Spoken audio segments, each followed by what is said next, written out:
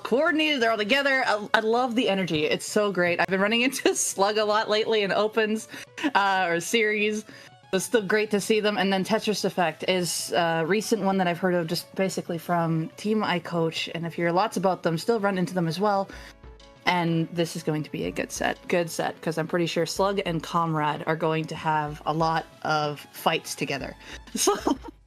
Oh, no, for sure. I mean, there's a lot of chippy interactions to expect from both of these teams. And I do want to note something on Tetris Effect that I saw looking into this team. They finished 9th in the Great White Bracket in Swimmer Sync. So I'm looking at this team like they could potentially be the surprise of the month. The only problem is that they're heading against Los Inklings, a team that finished 5-1. One thing that they're going against Los Inklings finished 5-1 yesterday.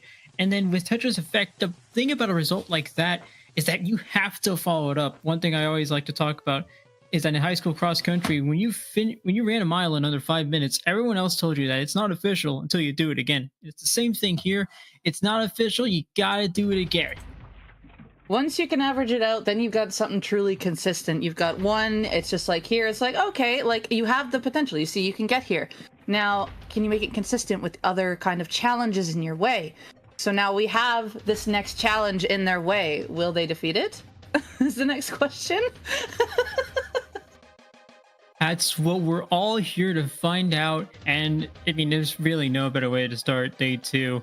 And an even no better way to start day 2 than by starting against Splatoon on Hagglefish Market, which is going to be the place that both of these teams, or the map mode that both of these teams start out in. Very flat, very simple. I like it because it keeps things pretty packed and close. It really does, and I am looking forward to seeing the variety of weapons because I know what Los Inklings has, and I'm definitely excited to see it. There it is, the Reflux. Hammy, I have commentated before at LTC showing off the power of their Reflux, and now I get to do it again versus a Tent Dread Carbon combo as well. So this is going to be quite the matchup here, Nito. I mean, look at this. You've got the tent. You've got a reef slider from the side of Tetris Effect.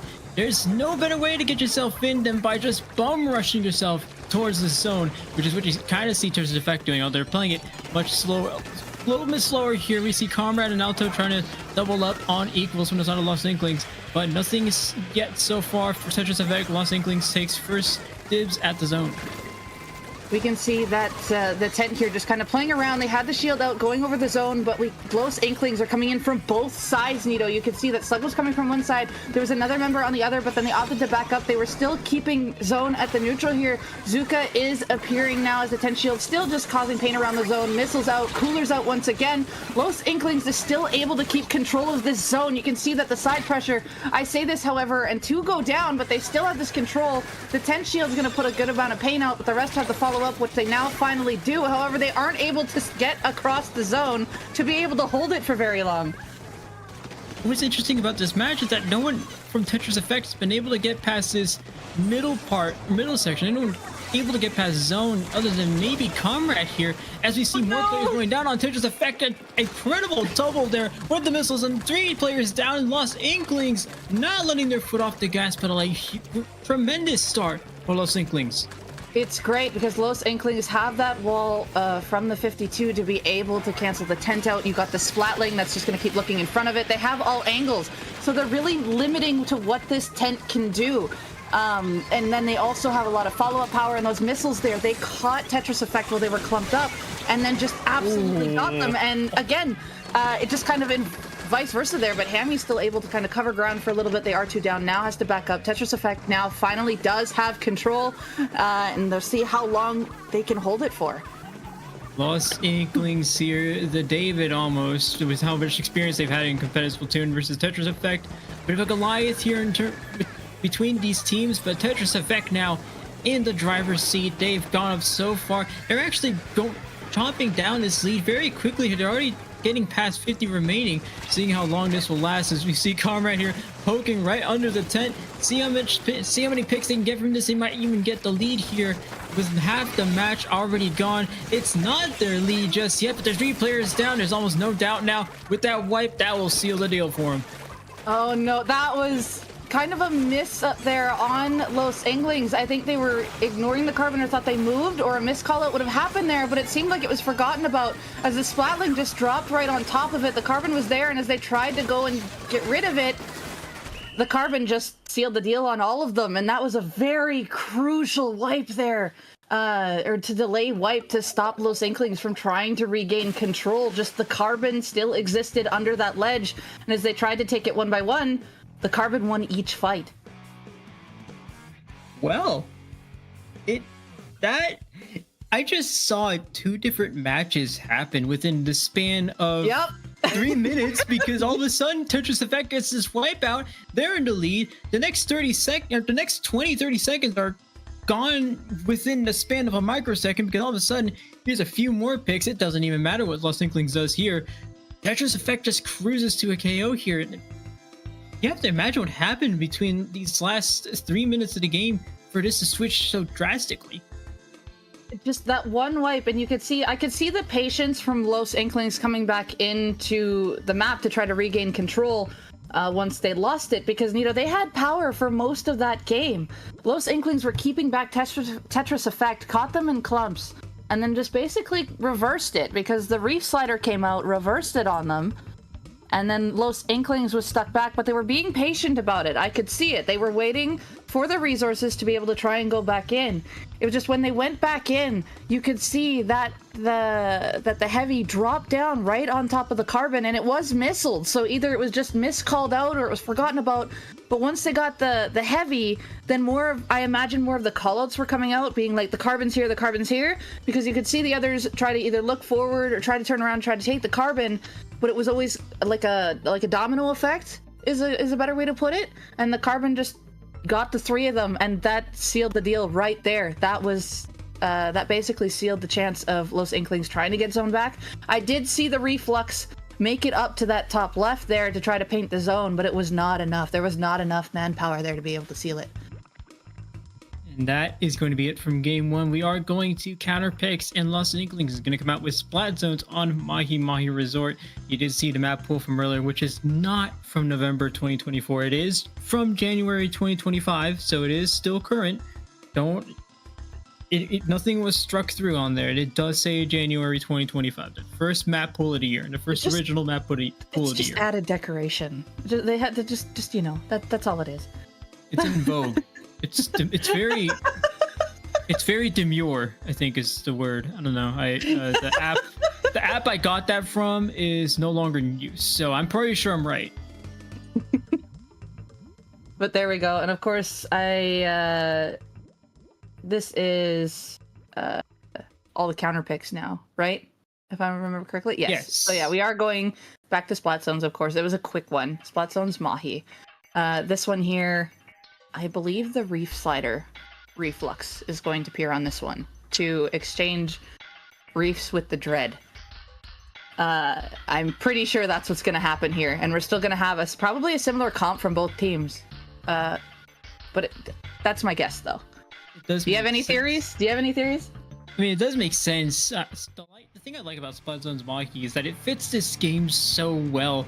Even when the platforms rise up, it's still close combat, it's still close quarters, everything is going to be kept close, and of course you're going to see most of the same comp there, not from both teams actually. Missiles. It is still missiles, I notice, and this is also still a good thing because that tent does still exist, so the missiles can still catch them out in the corner. It was doing a good job of catching them out before, putting a lot of pressure and forcing them to space, but now the Splatling going in, thinking that everyone was behind the shield rather than following it up, just runs into basically a 2v1.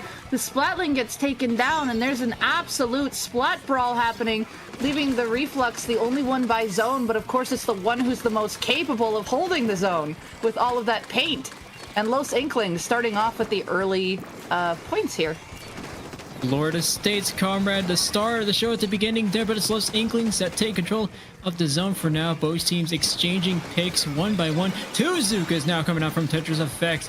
Not a surprise to see in competitive Splatoon here, but my goodness, what a coordinated effort there by Tetris Effect, who actually gets the kill on there. That's the trash can getting a pick on Equals, still using that tent to their advantage. They could possibly get the lead here. This push looks very solid. No challenge yet from Los Inklings, but you can expect that to change very soon, especially with Slug getting the pick there. But Tetris Effect has the lead for now. Yes, Slug getting a nice pick there, and I saw the pencil helping to get another pick on the side with Comrade here, trying to get another one, but is out of ink, unfortunately. So Equals able to take the advantage of that, going to get that splat, and just narrowly evades this bucket. We have Tetris Effect now in control, of course have lead, and penalty points are ticking down. Zuka is online for both teams. And we can see that there was going to be something happening on the side there, but it looks like two go down. Unfortunately, what is happening here is Tetris Effect is really capitalizing on Los Inklings' backline. I'm looking up and the Splatling is trying to play aggressive, but is getting caught out a lot by all of the extra pressure. And now that they have changed to this shot, they also don't have that wall from the 52 to counter the tent shield. Oh my goodness, 20 seconds to go. Los Inklings, no response yet. This is the best of three, so things are looking very dire for them. You can imagine as two players go down. Equals with the save from Nazuka stops them at 11 remaining. But how long does this save last? Already going 2 players down. Equals gets another one on the board. What another trade there for Alto, who comes in with the pencil there. Still at 11 remaining, still a few penalty points to go, but Tetris Effect still in control. Lots of control here, and Alto is maintaining space really well, just making sure that they don't get too close to these range, keeping back, making sure that they can maintain paint for their teammates, and also following up really well for where their teammates are taking fights. We can see the 10 here trying to take a fight on the side, unfortunately too far deep in the corner, is unable to get help, but Comrade finally able to come around with the cooler and goes and takes out the reflux, and now Tetris Effect still in a lot of control here. Do not realize that the Carbon is still sharking underneath the ledges and is able to get that pick, but Tick's going down to the wire. There's only the Splatling left. Never mind, there is nobody left, and that is game. Well, I mean, I'm speechless. For the first time this year, I am speechless on commentary. I mean, we come in, Los Inklings is coming in 5-1, looking very strong here. The good news is that it's double elimination, so Los Inklings' Sunday is not over yet, but watching this go down, this is almost a stunner in the results here. Comrade, though, the star of the show from Florida State University, getting all these picks here, just covering this ledge. I mean, there's nothing that gets past Comrade here. Yeah, one thing there is Comrade really making use of underneath the ledges, just staying there. We saw it on game 1 where it just, just stayed underneath the tent canopy and was able to just get that 3, and now just stays under this ledge and just being forgotten, like, hey, things like rollers, buckets, blaster love to go underneath these ledges.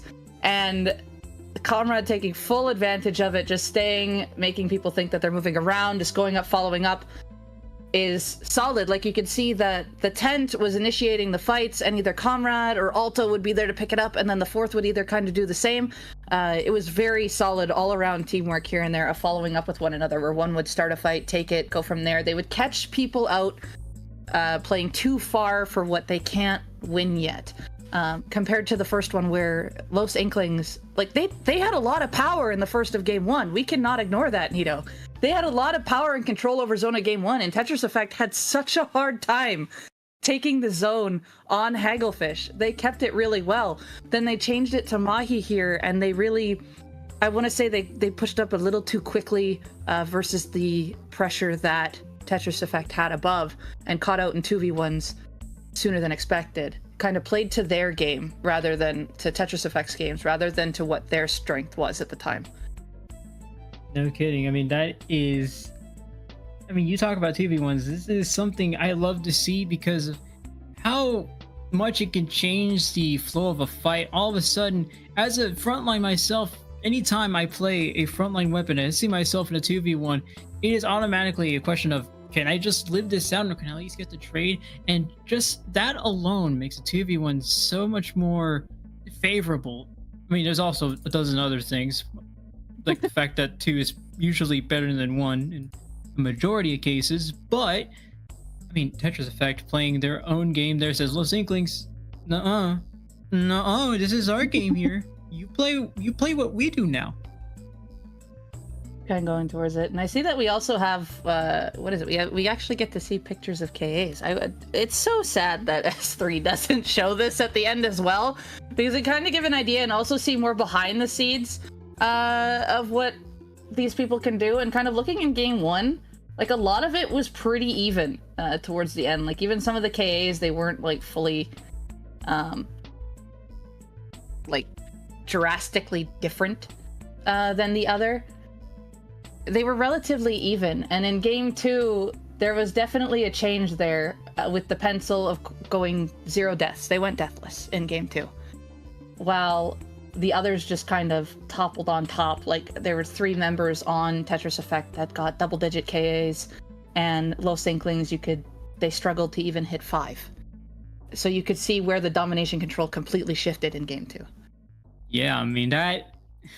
Just looking at it from a numbers, just looking at it through the numbers, you would have to imagine that both of these games are just drastically different from one another, and they were. I mean, looking at game 2, or at least what we saw in game 2 from that last set, it seemed so different to where Los Inklings just wasn't able to get a hold of the match for any longer than say 30 seconds before Tetris Effect came in, whether it be a double, a triple, or just by specials alone.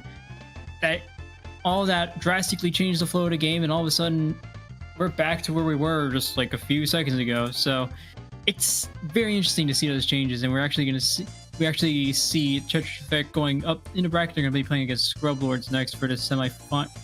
Actually, semi-final. That's the quarterfinal. You're one step ahead of the game here, Nito. We're actually at grand finals right now. There's a bracket reset. I don't know if y'all knew that. Surprise! We're just gonna jump into the future real quick. Yeah. But in reality, it looks like we're just waiting for a couple matches to finish up. But there are other brackets that are going right now. Couples already have started part of the game of round 2, so we're just waiting to start this one. There was a good number of close sets. There we go. We have our set for the next match. There was a couple of good ones, like Scrublords versus Tidy Tidings. That was a game that went to a game 3. The match we just waited for went for a game 3, which was actually both of them went to a game 3. Disclaimer and E-Chain's Fan Club. That also went to a game 3. Then Total Disruption and Path of Radiance also went to game 3. A good number of game 3 sets for round 1 in this alpha bracket as well.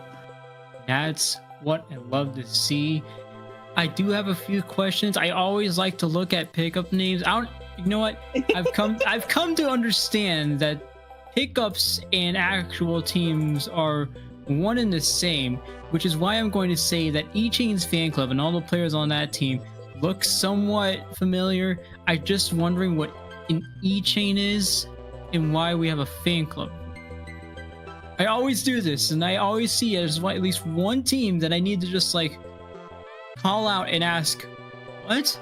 Why do you do this? Anyway, they're just they'll have their thing. They're having fun, Nito. That's just the whole point. Aggressive remix. They're just gonna have fun, and also some of them are like, hey, if we get on stream, we get to make the commentators say this. Ha ha. Just their aggressive funk remix. Congratulations, you have splatted Nito over the mic. We have round 2 appearing now before. It is Disclaimer versus Path of Radiance, Nito. Yes, it is. And just looking at both of these teams, Disclaimer beat E-Chains, which is a team I just talked about. Path of Radiance winning against Title Disruption. So both 2-1 sets, which means, I don't know, I like what this is looking. I like what we were about to see here, because if those 2 sets are any indication, we're about to finally see a game 3, even though we've only gone through 1 set and it hasn't really been that long. It's only been 1 set, Nito. It's just the starter. But like I said, there were several sets that went to game 3 earlier, and both these teams went to a game 3 in their last set and came out on top. How'd that set go? Who knows? They might be full of adrenaline, ready to go. And like I said, we're going to have one crazy match about to happen. Oh yeah, no doubt about it.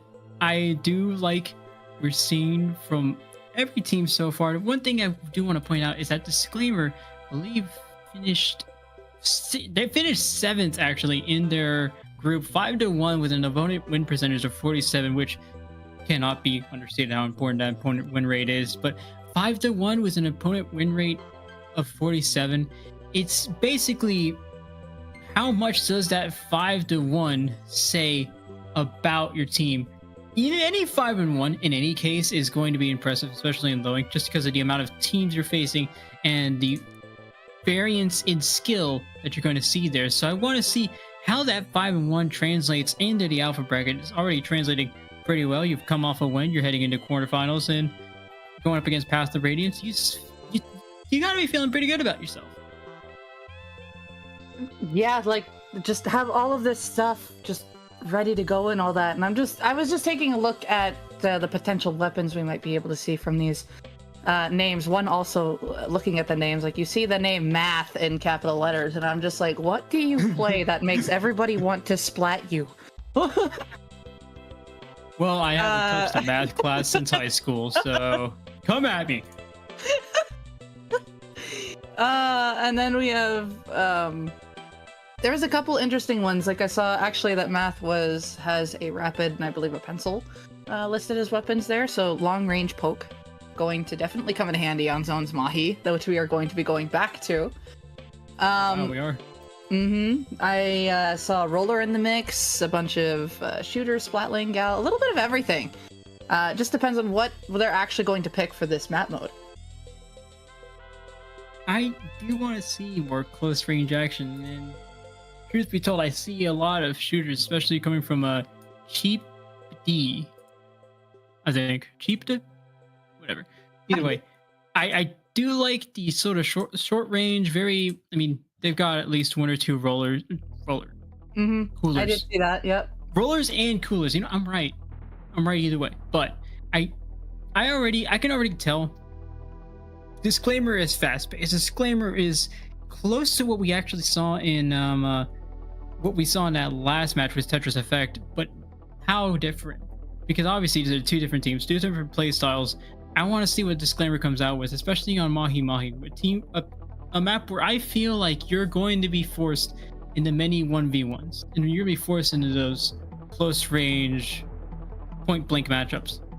A lot of tight corners, a lot of stuff flying at you. You just really got to know how to maneuver around it. And with what Disclaimer has, it definitely looks like they've got the speed to go all around it. Meanwhile, Path of Radiance, I can see them having more of a more ranged approach to having kind of a midline base. Still could have that solid front line as well. Again, I skimmed through them and short-term memory is failing me, but I still saw that potential, and brain was going, okay, so we have fast pace versus team that can catch out the fast pace, or they might get caught out by the fast pace and struggle, or outright just neutral them out, because one might go fast, one might play at their pace, but they still might get close enough to get trades and all that, just to go back and forth.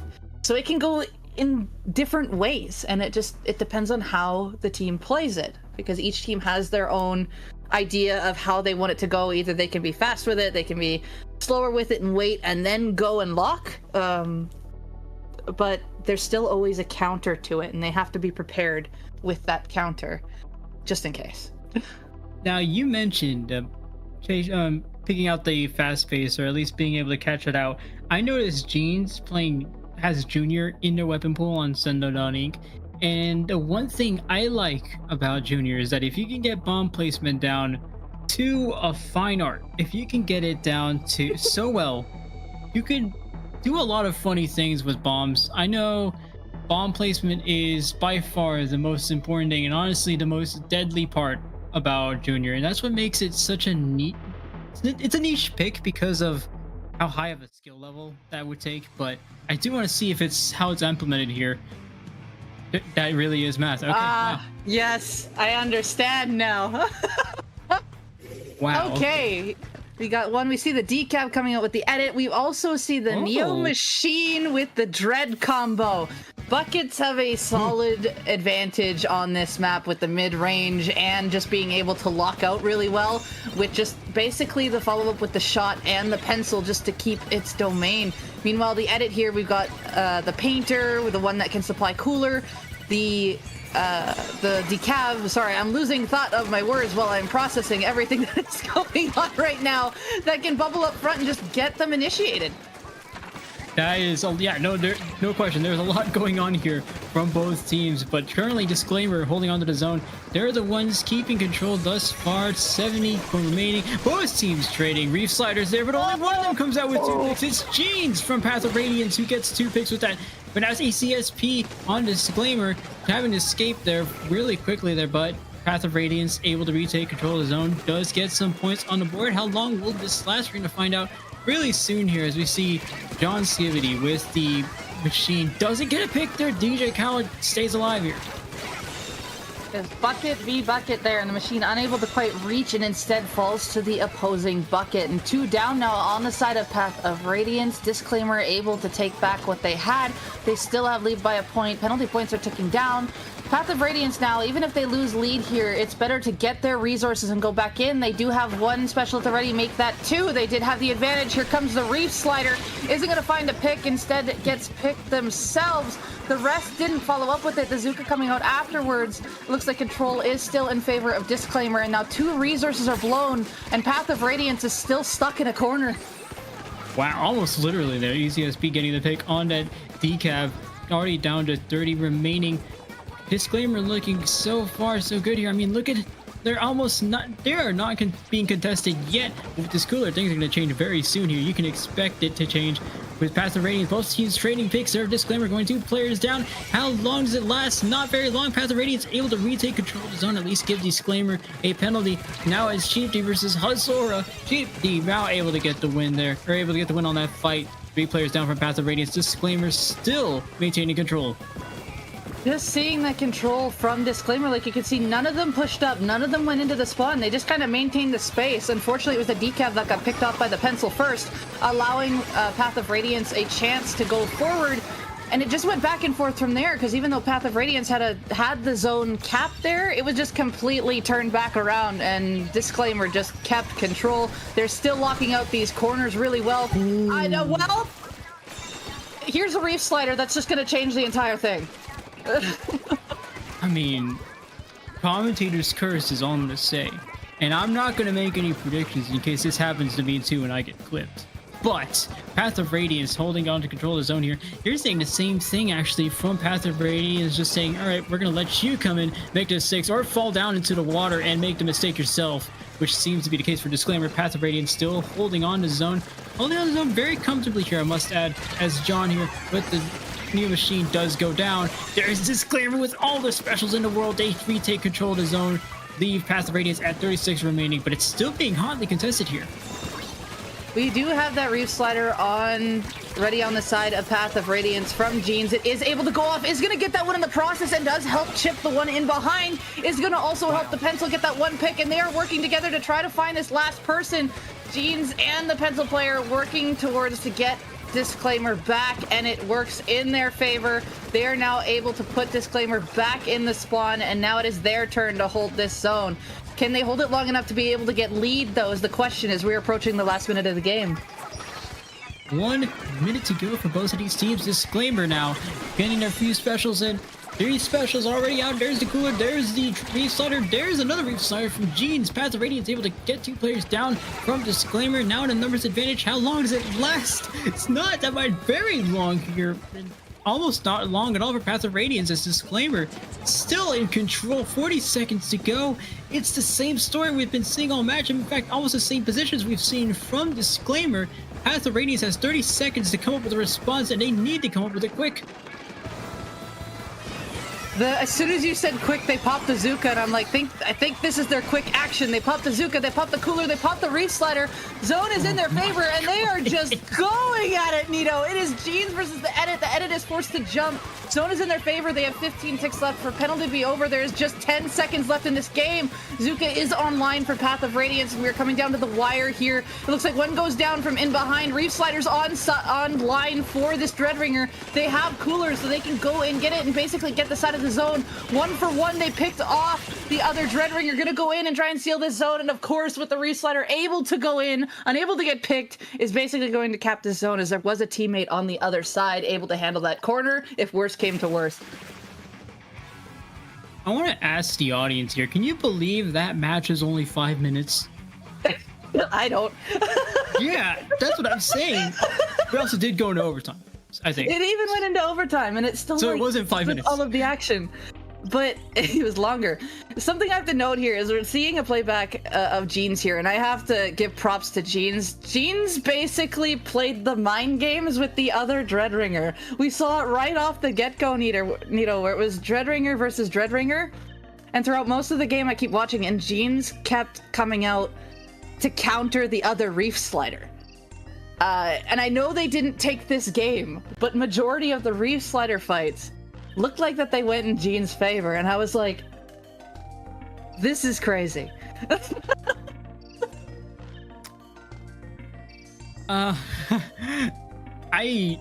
This is a personal note, and honestly kind of an editorial here. The way both of these teams popped specials during the match, it almost looked like the only it looks like at some points the only coordination was, do we have all of our specials? Yes, go. Because that's what it seemed like at some points. I would see a cooler come out, and all of a sudden there's a Reef Slider, all of a sudden there's another Trizuka off on the side where we don't see there's a cooler. The counter pick, by the way, is Splat Zones on Robo Ramen, but it almost seems like there's no coordination here. But there very much is. I do 100% believe it. I'm gonna counter that a little bit, especially with the control that Disclaimer had on their first lock. I need you to know that how coordinated they were, taking each position on lock, locking out each path. The only way Path of Radiance got back in, they actually didn't get back in with full special launch. They got back in because they caught one member of Disclaimer out of position and went back in. They were locking down every ledge. I saw their whole like curved line on the map just locking out. You wouldn't be able to do that if the team wasn't aware of where everybody was. No kidding. All right, well, here we go. Let's do it again. Let's do it all over again with almost, nope, not similar comms. We see actually a decap now coming out from Path of Radiance, as well as a Carbon Roller. I'd love to see that Carbon Roller. See what both of these teams come out with in Zones Ramen. Having the decav on both sides here is huge, because putting that bubble just towards that ledge just makes lockouts really hard to press. And we still have the Dreadringer on both sides with the Edit Pencil combo back to back. And this Carbon, of course, it's going to have a lot of power on these ledges, just being able to pop up and just poke people and bop them, just like we just saw here, forcing one back. And now Path of Radiance with that bubble in the corner, just holding control, and there's the Zuka just holding them back in the side here. This is a setup that both teams wanted to have, and Path of Radiance able to execute it first.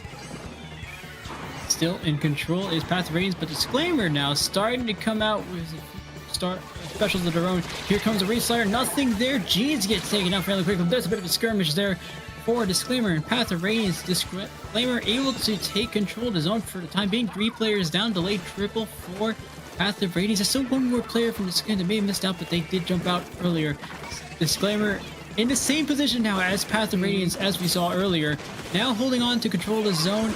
And a few more specials coming out yet again. It's going to be weird. I'm expecting a lot of this throughout the whole matchup now. As people like to say it, the turns have tabled, Nito. The tables have tabled. It is going back in favor of the other side, and we see just that the The decaf just getting stuck between 3 members down on the side. Matt here trying to get the pencil, dodging all of the fire that's coming towards them, trying to help take the zone back, but of course the pencil could cover most of it. But now we've got the Reef Slider back to back again. It was actually one was falling short from the other. Control is still in the side of Disclaimer, but it's still not for long because the pencil putting out so much paint, Rest putting out on the side. We're going back into the favor of Path of Radiance, and this is such how do I put it? It's such a more even game. It's just holding control for long. Of course, we see the points and who's controlled it better for longer time at the start, but they both have such even output. This has to be the most even game of 2025 I've seen, which is not saying much because we're only 19 days in, but just from what I've seen throughout the last 2.5, it's only been 2.5 minutes, but the last 2.5 minutes of this match, like you said, even output from both of these teams, we're starting to see, we've seen more of it, and we're still seeing more of it going into the latter half of this matchup. We have a Reef Slider prepared on the side from Jeans on the side of Path of Radiance. What will it do for this team? Not much. Everyone's there to counter it right after it's done. Disclaimer has the numbers advantage here with a few more players going down from Path of Radiance until John Skivity comes in with a pick and another one. Getting the 2, the Reef Slider going in, trying to just keep members back for some certain amount of time, and of course the other team with the counter, even though they were 2 down, went back in with their own Reef Slider, trying to regain control here. But Path of Radiance able to take it back and try and hold here. We see John back up on top here, holding the members of Disclaimer back. We can see all 4 of them just stuck underneath as this decav's in a prime spot. Jean's going to go in again just to push them all back and of course gets shut down. But it is enough time for Path of Radiance to take lead, and we still have Path of Radiance in this side, locking them down under the ledges. They are holding down strong right now, Nito. But then there's a Reef Slider and strikes. I was about to say, how long does that hold last? Oh yeah, I was preparing for it. Now Path of Radiance has controlled his own 3 players down. Path of Radiance going to cap this zone soon enough. At least they carried a bubble there first, but Disclaimer losing it as soon as, almost as soon as they got it there. Path of Radiance still in the lead, and it's almost not surprising, but very surprising how Path of Radiance wasn't able to get the KO win there. But from what we've seen so far during the last 4 minutes of this match, I'm not quite surprised. As Disclaimer gets control of his own yet again. Path of Radiance still has 4 players online now, and still getting a few more picks as we get Cooler coming out for Path of Radiance. Disclaimer still looking for that way in.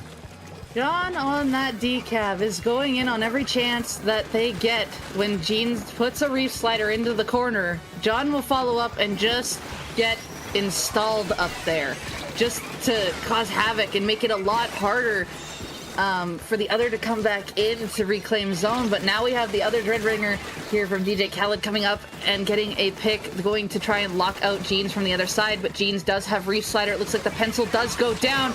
John's coming in. You're getting that pick, canceling that from the Dread, and just nobody else is able to make it in zone in time as the others are nearby to cover it. The score will never be able to tell just exactly what we're seeing here. This game, had it not been best of 3, this would have gone, I think, until the end of time, just from what I've seen. Like, goodness, this is really close. It is, and they're playing off of each other so well, Dito, and it's just whichever one, like one simple mistake can throw, like, I guess not fully throw, that's kind of too emphasized, but like turn the entire match and just make it really hard for the other team to come back and reclaim that lead, because both are playing so well off of each other. They have to really capitalize on one slip up to be able to get that control that they really want. Well, I'm gonna go ahead and take a wild guess and say the next counter pick is also Splat Zones, which, I mean, is fair. I don't know that you're gonna be able to find the same type of counterplay that you're mentioning in other modes, just because these teams have been working so well off of one another, just because of how much emphasis is placed on the objective of Splat Zones. Just like, all right, we need to get someone back in, but at the same time, the other team's thinking, all right, we need to keep the other team away from zone. And what it results in is counterplay like this, where those 5 minutes drag along for so long to where whatever happens here, the score will not fully be able to tell. I always say that, and I It know really it won't. sounds Yeah, and cliche. I say it as well too. Like sometimes you'll see sets where teams go like 2-0 or 3-0, whatever it's best of, right? But you don't know the story of how it got there, because I will hear stories of teams coming just like, yeah, we lost 0-2, but I need to show you this, and I'll see it, and the game is just absolutely head to head until it comes down to the wire.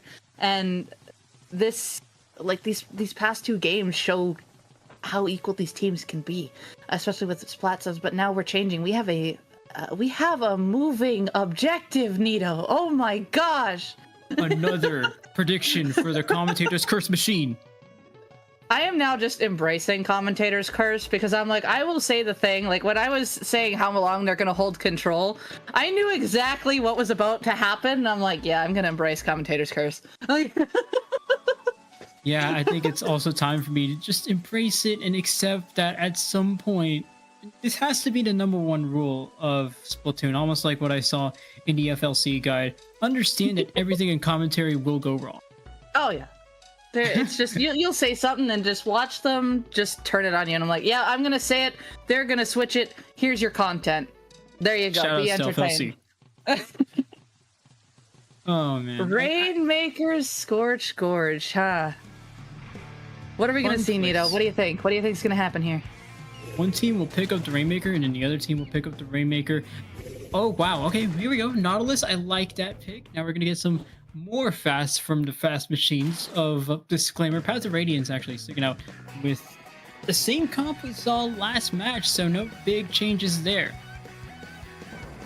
No big changes there. They're gonna keep what has worked for them, and meanwhile we do see like that Nautilus on the side of Disclaimer. The Nautilus has a lot of mid pressure here and can also keep an eye on the grates. Lots of mobility with it, lots of high DPS. Just has to also keep an eye on that pencil on the other side. We see decav for roller trade happening here in the middle.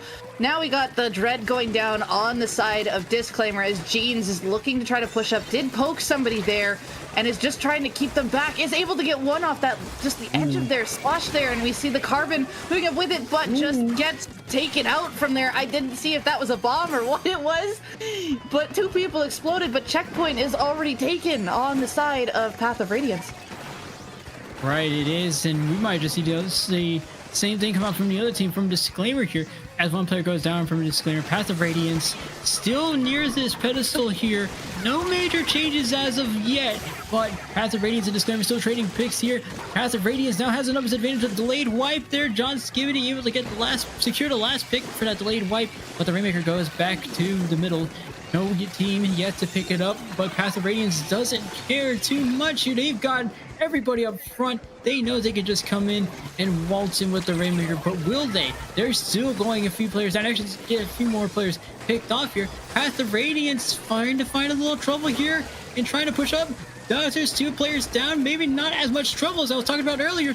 They're cruising down towards the middle with this Rainmaker. Path of Radiance, or Disclaimer here, still providing some pressure here. Path of Radiance has nowhere to go. It's all just up to this one player. See where they can go, and they eventually get brought down. I didn't see how the Rainmaker ended up down underneath, because all the members of Path of Radiance were up front and kind of taking things down. I didn't see how the Rainmaker ended up back underneath in the corner. So now all of them having to go back and redo it again, but there's a lot of extra aggression being applied on the side of Path of Radiance to Disclaimer, and now can Disclaimer match it here? Because they have to take down this decav, which they just did with the Reef Slider, but when John gets enabled, it is very hard to stop that decav. Yeah, no kidding, as we see Disclaimer getting this checkpoint, and I'm almost surprised it took almost half the match for that to happen. I'm also not surprised with how Path of Radiance has been doing in the former half of this match. Now we're on to the latter half of Disclaimer in a similar position here. We've seen this pattern before. The question is, how does it change here? Does it change at all? Disclaimer still not able to push it past that pedestal. The Rainmaker's going to go back to the middle here. Gene's not coming out with the Reef Slider. Does get 2. That Bubbler does nothing as the Reef Slider goes right inside, and able to get two players down on the side of Disclaimer. Path of Radiance getting themselves out away from their pedestal and into mid. I know there's probably a lot of people that are sick of Reef Slider, but when you can capture in that corner and just get two solid picks like that, it's always satisfying. We've got we've got control still relatively in a neutral state here as the rain out from the Nautilus, and both Disclaimer and Path of Radiance are looking to try to put down a good amount of paint, but we see the zap go down, followed by the Dread now on the side of Disclaimer. This Reef Slider just gonna go a little too far, not gonna be able to hit that roller, but the roller goes down anyway as the rest of Path of Radiance able to capitalize on the rest of the members of Disclaimer, and now they have this solid advantage. Rainmaker's gonna follow this bubble. We got ones up above, and we can see that Math is just pushing up this Rainmaker, getting more points to their lead. Jeans is just going to maintain control here, sees the one above, and John is trying to help stall that pop a little bit to see maybe if they can get it back in return, but it looks like that's not going to happen. John still relatively stay alive. Reef gonna try and cover John, but unfortunately DJ Khaled has their own Reef to answer it and is going to get them out of their spawn. Wow, okay, my goodness. I'm glad we got that sort of camera work going on here as we see a little bit of a little bit of the Shiggy Wiggy here coming out from the Dreadwinger from Disclaimer, but I'm glad we had that camera work, just seeing those two Reef Sliders duel it out. 30 seconds left, less than 30 seconds left on the clock, as both of these teams still looking for a way out. Path of Radiance holds the lead, and they hold the wipeout too! Path of Radiance looking ever so closer to moving on to the semifinals. Getting that wipeout was big, just able to hold it now in the corner. They don't have to push. All they have to do is stall it. But Reef Slider going to come say a hello. Dread is going to be a threat here, but everyone else is just going to go down. There's cover of their own. Another Reef is just going to clean it up. Back and forth. The counter Reef is just going to seal the deal. Oh man, this has to be the worst day for traffic on Scorched Gorge Highway, because all of the Reef Sliders on the road are preventing anything from happening but Path of Radiance taking the set 2-1 against Disclaimer, moving on to semifinals in what has been the longest 3 matches of my life, but by far some of the most entertaining I've seen on commentary, I have to admit. You say longest, but in the first game, you were like, was that actually 5 minutes? 5 and change. Okay, fair. I've also learned new language. What did you call that move? Of the Dread just kind of there. What did you say? Called it the Shiggy Wiggy. If you look it up on Discord GIFs, you're going to see a GIF of Bridget from Guilty Gear doing the Shiggy Wiggy. I have been educated today. Oh boy. Bridget. I get it. I was just like, I love it. It just, I just briefly needed a moment to recover from that one. But we had a set that went to game 3 there, and of course, Path of Radiance going to come out on top for that set, sending Disclaimer down into the losers bracket. But of course, the run is not over yet. They will still be able to have a chance to make it back. But Path of Radiance moving on to the next one, and it looks like all but one set went to game 3 in round 2, Nito. That's what I like about Alpha Brackets, and when we get all of these sets going to final match, you get to see some of the best gameplay on the stream, and even outside of the stream, because you gotta remember some of these players are streaming on their own accounts, and there's definitely lots of content there. But I mean, as far as what we got on stream, there's just a lot to uncover, a lot to unpack, and a lot of fun for us to have, as I believe we actually have our next set on deck. That wouldn't surprise me, because they are ready to go. Like the next, the 4 teams that we see in semis right now are Scrublords are going to go up against Path of Radiance, and the team we're going to see on stream, which I had a hunch was going to happen, is Paul Up Top Squared versus Ballin. I mean, I was like, of course it's gonna happen. They wanted it to happen. This is only just triggers their motivation to get here. I mean, it had to, right? I mean, who is going to ball the hardest? Oh no. I'm going to make... No, you know what? I'm not going to make jokes. We are going to keep it mature because that's what I told myself I'd do for New Year's. And I am only mostly accomplishing that. But I'm going to do it on comms. This would be fantastic in S2 if they both had several baller weapons on the team.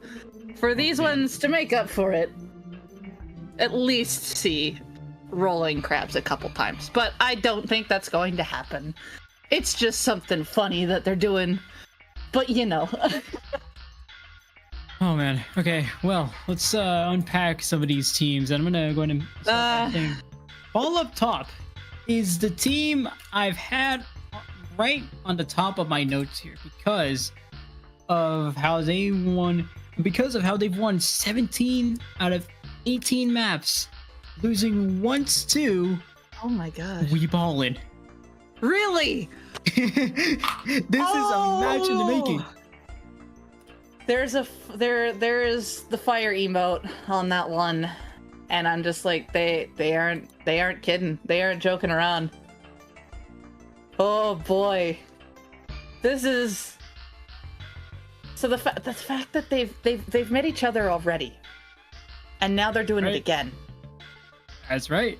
Oh my gosh, we have a fire set in store for you. Here's the scary part: is that like historically, teams that go 7-0, or no, not 7-0. I've invented an extra set. 6-0 in the group stage. How they do in day 2 is always questionable, but Ball up top is the one team where it's like, okay, you've won every game except one in your group stage, and now you're playing, which sounds good for momentum, but now you're playing against the one team that beat you that one time, and now it's like, okay, well, there's a lot more on the line here. There's a lot more you're gonna have to consider going up against the one team that was able to beat you at any point. Now, the thing with this here is now that they have an idea of how each other play. So this is where the mind games come in handy. So it's like, okay, last time they did this, we kind of know how they're going. Are they going to keep the same patterns? Have those patterns been consistent? Are we going to do the same thing that we're doing? Or are we going to add that little twist in between there to change it up, to be able to surprise them and take the advantage back? That is the kind of counterplay mentality you gotta have, especially when you're versing a team again, is are they going to do the same thing, or are we gonna do something different just to be able to change it up a bit? Nito, I love this, and I'm very curious to see how it's going to go versus the other team. We have double back on the side of Ballin, and I can tell you that this is such a poke comp that can actually be devastating if they have control. Yeah, you're kidding. I mean, Wellstring is the strongest stringer weapon, and if you want anything to poke with, it's going to be Wellstring. But then you also have Leader, and it's like, oh wow, okay, you're cooking something, or you're not cooking at all. But what I'm seeing so far, they're cooking pretty well. I mean, they're up to 66 remaining. Ball up top, not in control of the zone here, but double backline. I always love seeing it, and I love seeing teams experiment. I want to know what's going on here as we go with Ball up top, a team that goes with something you might see more often, something more conventional. Do have some custom duelist cultures. I do like to see that, but so far both of these teams keeping it close against one another. Ball up top now doesn't take control of the lead. Never mind here. It's going to be Ballin that takes control of the zone here. They don't have enough paint output to be able to hold it for long, but this Leader able to just quickly get that shot to be able to take the roller down. Both rollers going down. The E-Leader now getting caught out. It's not going to be long before lead is swapped here, but still very impressive starting lead on the side of Ballin, because as we can see, like, both backlines, they're working around each other, and actually more of them are going to take more aggressive positions when they can. The question is when can they? Because right now, Ball up top squared, is really holding down the sides here. This pencil just not going up top because they know that they can either get sniped or hit by fall off. We see the carbon dropping onto one side, going to work with this 52. The 52 is going to get capitalized on. The Wellstring going to get a pick here as the Kraken goes in and pushes people away. The pencil is alive though, along with this splash, so there's no way that they're going to have enough paint to be able to take control back. No, they don't. If 2 players down, there's even less of a chance here as ball up top gets closer to a KO, and they have secured it. Ball up top showing we Ballin that they're here to play, and they're here to make good on the one game that they lost. They're here to almost redeem themselves for that, but we Ballin, I like what they're coming out with here. They're starting to play ambitious. They're starting to, since this is a best of 5, you do have more room to play around with, but I mean, you're playing against ball up top and a team that gets to a win that quickly. Maybe there's not as much room for experimentation as you would imagine. The thing is, though, with this comp, is they had the initial lead and control, but of course, as soon as they lose it, they're going to have a really hard time getting back to the zone, let alone repainting it, because the splash and the pencil were usually the ones alive. So there was no way that the ones that were left alive on the other side were going to be able to cap it in time. But they had the coordination and they were hitting the shots to be able to get some sort of leeway to get back onto the zone here. It's just there was not enough paint on that comp to be able to counter both the splash and the pencil. They had to deal with those threats if they wanted to be able to come back. But the combo was real. I'm going to be honest there. I've as a person who works with a lot of the things you don't see combo together a lot, when they get control, you don't want to mess with them, but they have a lot of weaknesses that they can just be taken out of play with, which was pushed upon. So are they going to keep that, or are they going to change it up? Maybe they might still probably keep the long-range weapons and adjust by having a weapon that can paint a little more just to help counter, or something like that. Like there's changes that they can do that are probably going to seem absolutely weird to anybody. But can help balance out the situation. Well, Splat Zones on Robin Ramen, that's almost about what I'd expect to see. I mean, it seems to be a common counter pick. Second only, or maybe not even second. Second will only be all these zones, but what I'm seeing from both of these teams, and from what I'm seeing from Wii Ballin, I wonder if they go back to the double back comp. I mean, from what you said, it's very... Considering the map pick, Nito, it is very likely. Might as well, right? I mean, you've got all these elevation changes. At some point, has to just like... boop. I don't know what sound a Wellstring makes.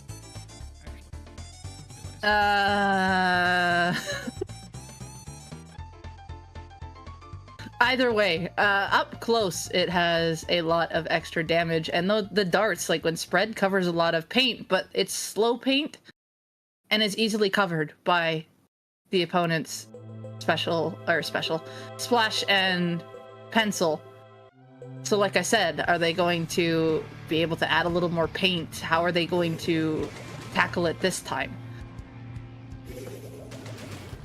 Well, we're about to find out. They're going to switch the leader for the pencil. Okay. They're still going to go with that because I can see that the Wellstring is playing further up. This has a lot of poke around the ledges as well, but now the pencil is going to be able to apply extra paint for the carbon and the gal to be able to go in a little more together, but they have to be aware because this splash is now the crab splash that is on the side of the other team. Not only that, but how much this Three Splash is poking along the side, but Santo, they're able to come in with the carbon roller almost from the top rope there, as Ball Up Top still gets 2 picks there and at least able to balance things out for Ball Up Top. We Ballin at least 2 players out for the time being as they come back, but Ball Up Top so far holding on to the lead. See how long this lasts as We Ballin starts to mount the counterattack here, but how good is the counterattack you're playing against Ball Up Top? And Ball Up Top has everything sitting right in front of you, it seems.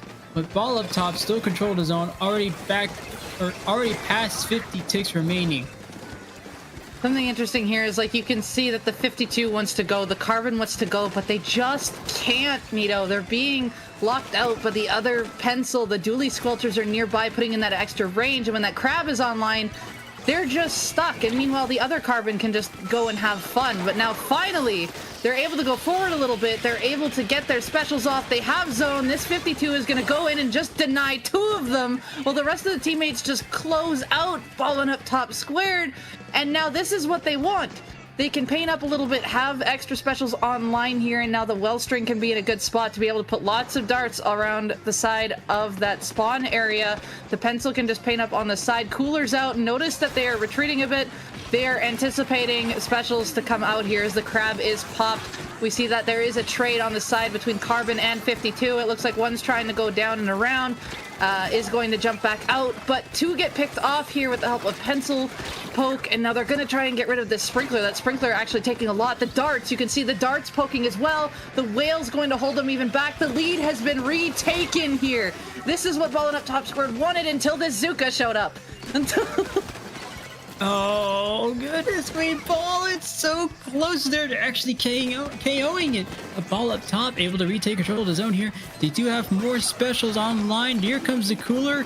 For good measure, you can bet that Crab's going to be coming out sometime soon here, especially with how many people we have up front. How many people we have almost in the same area. So Ball up top, able to knock out some of these penalties, but they actually have a weight breaker now for good measure. And so far, nothing yet from Ballin. It's all been Ball up top here, still in control. Here's the Crab. What can the Crab do for Ball up top? We'll see, find out pretty soon. But there's 2 players already going down. Ballin now mounting the counter attack. How much will it do? They've got control of the zone yet again. Managing to able to put cap on the zone is huge. Unfortunately, the Wellstring goes down, followed by that Carbon. Doesn't give them a lot of extra members there, but it still does go basically even in picks there, but keeping the same 2 painters alive. Now we've got Pencils just painting back and forth, trying to poke each other out. Looks like there's going to be a battle in that bottom right corner there, and we kind of got an even state as Ballin going to hang on to control here yet again, as they're going to maintain the mid side here. They do find a pick on that Dually Squelchers, which is huge. No one's going to come up from the side. The Carbon's going around trying to find a pick on the other Carbon. Is able to escape, is going to kind of jump up and around, trying to get that landing pick. Does end up trading, but in the end, it's just the Pencil that ends up alive on zone. You can see that the Dually Squelcher is going to poke it back, but there is Santos on that Carbon Roller popping in, getting a trade, but the Zuka going to appear, getting that Pencil out of the way on the side of Ballin, and now they're going to get control as they want to be able to hold this back. They do have the power to be able to hold it in the state. We got a minute left. Cooler is out. We see the Whales appearing. Wall is out. Let's see how Ballin can try and get back into the zone. Ballin so close to retake control of the zone. They need to get some more penalty for Ball up top, but Ball up top retakes control. They're inching ever so closer to getting the lead here. 40 seconds left on the clock, and Ball up top still contesting this very well here with Ballin, giving it everything, but 2 players going down from Ballin. Ball up top now in the lead. It won't take long for them to KO. You can expect them to do it really soon here. They've done it. Ball up top now 2-0. And at game point, they are 1 win away from going to the grand finals. If it wasn't for that double on the bottom corner there with the Pencil and the 52, that could have possibly been held. But just because they took that out, again, really shines the light just on the unfortunate, one of the big weaknesses on this kind of duo back comp with the Pencil and the Wellstring is that they just did not have enough painters left. They took out their strongest painter and couldn't hold it there. But even just going when they had all 4 up, you could see that they still struggled to fully hold it from them until they got picks, but it ended up not going in their favor, and instead they went 2 down instead, took out their main front line and their main painter. Wow. All right. Well, I mean, as we all know, the great Zapfish gives his strongest painters his toughest battles, and that's what we're seeing right here in semifinals. 1 more match for Ball up top to get themselves to a spot at the grand final match, but Ballin, as you can imagine, taking a lot of time to consider this counter pick so far. Zones Mako, Zones Ramen not working for them, and in fact, Robo Ramen did work out better for Ballin, but It Gotta did, and if wonder they're trying to what's go going in on the here. same, if they're trying to go in the same route, I feel Hagglefish would be a pick for them. No, you've got a good point there. Actually, I do like the hagglefish hagglefish pick just because of how I think the shortness in it and the size of that map is going to work out better for Wee Ballin. It's I don't want to say it might be zones, but I mean it could be. I've seen people switch it up as soon as I declare a. Yep. Okay. Okay. This is another long map, Nito. I was like, okay, I gotta think of all the long maps that they could do thing on here. Undertow was the second one, but I'm like, I feel like Hagglefish would be a stronger pick. But in this case, they really want that narrow pathway. They want the narrow pathway. So there is, again, another high chance that they're going to keep rolling what they do with maybe a slight adjustment. But with having such a narrow pathway here, their comp is going to be able to control this quite well in the middle, but they still have to be aware of the two that lurk underneath if the other team does keep their carbon, if they do keep all that extra paint, because as soon as they lose control of middle, they're going to have complete danger under the ledges at all time, which is going to make it quite hard for them to go back in, let alone because it's Rainmaker, it's got to be fast. So they really got to be there, but that Wellstring, if that Wellstring stays, which I have a hunch it's going to, if it switches, I'm going to be honest, I will be surprised. A lot of Rainmaker pop power. No, yeah. I mean, I like talking about niche, and Wellstring is no different just because of how powerful it is as a stringer weapon. And honestly, on Undertow Spillway, looking at the geometry of it, there's no surprises if they continue to pull out that Wellstring. What I'm mainly thinking about is what Waymaker Undertow is going to provide for them apart from that one Wellstring. Because Wellstring, obviously, I mean, you think about all the drops and all the dips and all the dives in here, it almost seems perfect. But then there's the rest of this comp that is conventional. I want to see how it plays out in this one map mode, because Wee Ballin obviously has as a consideration. Like, they definitely have the power to hold it. It's just, like, literally right at the end of that last game, there was that key double pick. Because they were holding it neutral for the longest time. There was a key double pick. And I didn't quite see what else was there to throw out at them to stop that. But they were holding out strong, so they have that potential to hold and just kind of keep it going down. Okay, they are going to keep the same thing. This is what they think is working. They believe that they can do it. They want that solid control of middle with these ranged weapons. And then you can see that Object Shredder is ready to go on that Wellstring. Pop should be on the side of Wee Ballin, and of course it is. You can see that the Wellstring is already pushing back 3 members of Ballin up top on the other side. Meanwhile, Santo here is just waiting for the moment to have somebody come underneath that ledge, and you can see that their target is in sight. Unfortunately, is unable to get it and gets collapsed on by 3 members of Ballin up top in return. And now Ball up top has control of the Rainmaker. They got it way to the pedestal. Wow, look at that. Just a beeline towards the pedestal, and it works out beautifully in their favor. But as they said, that Wellstring has lots of popping power, always able to hold it off on its own. But Ball up top has the numbers to get back into control here. I wonder if they have someone on the far left side. Maybe you don't see it here. They definitely do. So they're already setting up their next push. They've got the Rainmaker no farther than 59 remaining though for Ball up top. As you can imagine, they're going to be ready for another push unless they get 2 players down like that. Now Wee Ballin able to slow things down at least, and yet a triple there as well. But 24 able to pick it up again. 48 remaining now. Something interesting to see here is that many people look at that and be like, they're overextending, they don't have objective, they don't have control of this. But what is going on is that Ballin up top is really exposing the weakness of Wee Ballin right now, because they notice that they're not as fast.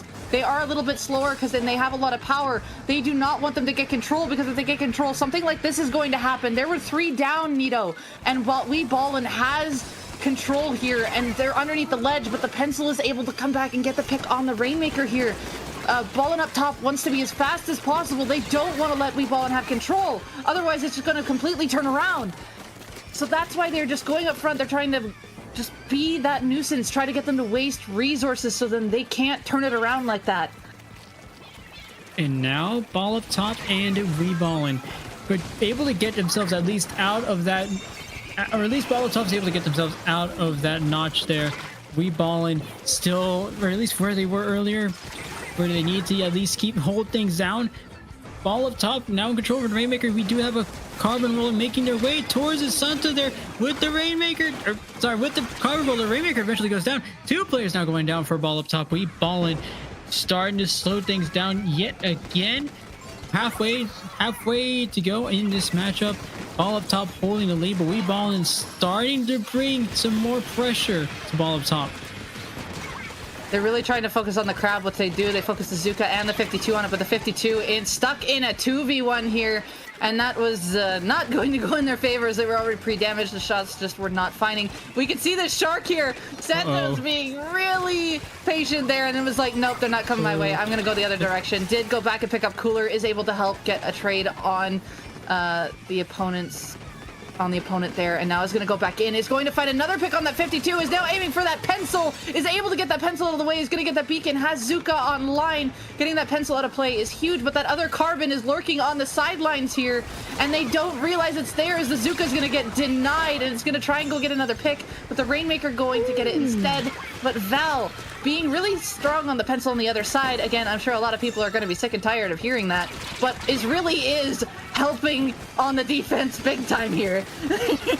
Oh my goodness, and was helping on the defense here as well as the amount of picks that both of these teams are getting. It's almost like no team has enough time to really get anything set up, which is why we haven't seen both of these teams go very far in their Rainmaker pushes. I mean, we've gone past the 2 pedestals, sure, but both of these teams constantly being slowed down by the amount of trades that are going on. It's very close between these 2 teams, and with a minute to go, neither team has been able to pick up the Rainmaker so far, but this might change soon. Ballin has all the resources at their hands. How long does it last? They're very, very close to the very close to the lead. They've got a Rainmaker. They've got the Carbon Roller. Carbon Roller pulling off a few more flicks. They've got the lead now.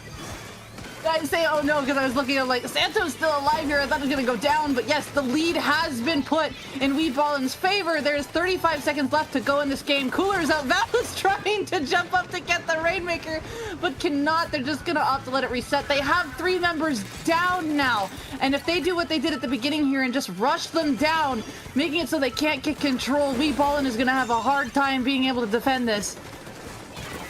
Okay, well, 15 seconds to go. Now it's Ball up top's turn to do the exact same thing, and now, funny enough, on the exact same spot here, 10 seconds to go here. Remember, this is still match point. 3 players going down for Ballin. Ball up top, man, with a delayed wipe.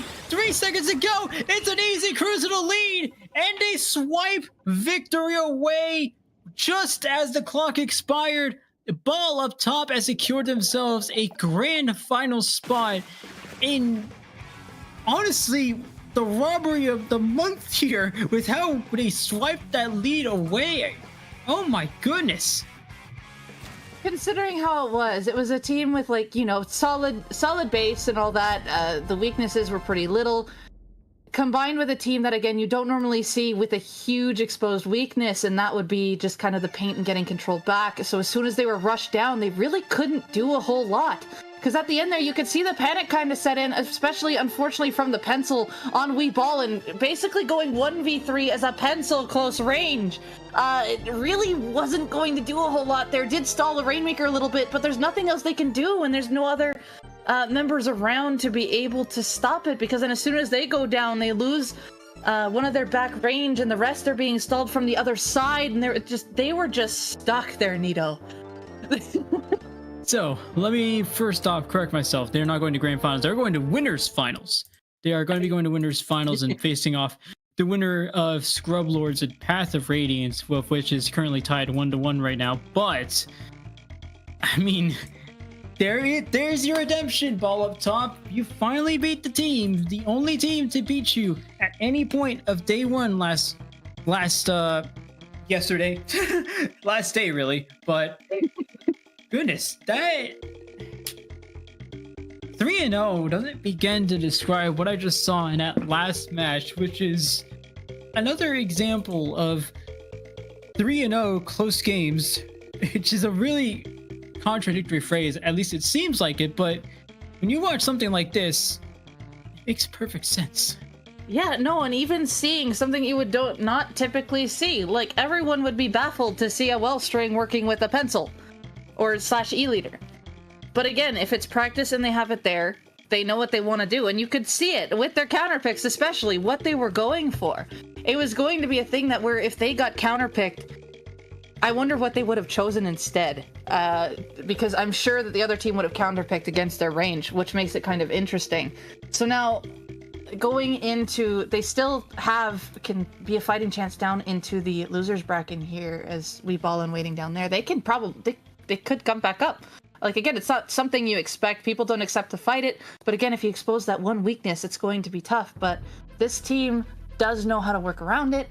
It's just, can they hold the wall of poke that they have long enough to be able to get themselves back up top? And also, can this round last long enough to where I watch more of it? Because I like what I'm seeing from Low Ink, and especially the first Low Ink of 2025. I mean, this is absolute cinema. I'm going to use the meme here. It's absolute cinema what I've been seeing so far. But unfortunately, at some point, movies do end, and cinema must end here. That's a great transition for me. Thank you. Thank you, me. Anyway, that is going to be it for our block. Actually, we're going to hit another set of commentators fresh from the commentary oven. One of them talks into a mic. The other one talks into a mic also sometimes, but not as much nowadays. But as for us, let's do our obligatory plugging of social medias. Where can we find you, Debbie? You can find me on Blue Sky, YouTube, at Devi Doovie, and then Twitch just has to be different, and I have to put an underscore in between. Pretty similar, but that's where you can find me, just kind of roaming around and all that fun stuff. How about you, Nito? You can find me on Blue Sky, on Twitch. Sorry, Twitch. I had to think about it because I don't have a Twitter account. Oh, I do, but not anymore. But as far as from what I'm hearing, oh no, guys, we've been lied to, and we've been lying to you all. So we're so confused. We've actually been paid for another hour, and I didn't know we got paid by IPL, and I'm afraid they actually lied to us about that too. Either way, we do have another set. So, hey, we're here for another set. Who's excited? It's a little quiet, but that's fine. All right, I guess we're not leaving. Psych, you get to hear us more. Sorry to those who didn't, but hopefully you didn't. Hopefully you did, hopefully you didn't, hopefully you did. You watched. It's okay. It happens to the most of us. But now we have winners finals coming up, and from what I'm seeing right now, Scrublords and Path of Radiance is still good. So let's think about ways we can yap. Scrublords versus Path of Radiance right now. Scrublords taking 2-1 so far. So they are in game 4 of that set. Definitely going strong here, and it looks like that they are playing on Clam's Museum right now. Seems to be their map of choice. But it's been a big back and forth with both teams winning his zones, Scrublords winning Rainmaker, and now they're doing Clam's Museum in that set. Yeah, so the usual Low Ink affair. We're down 2-1. I think it's high time we take a little time out and actually hop out this time. Not and for real this time, stop for a bit, but then also come back so it's not for real.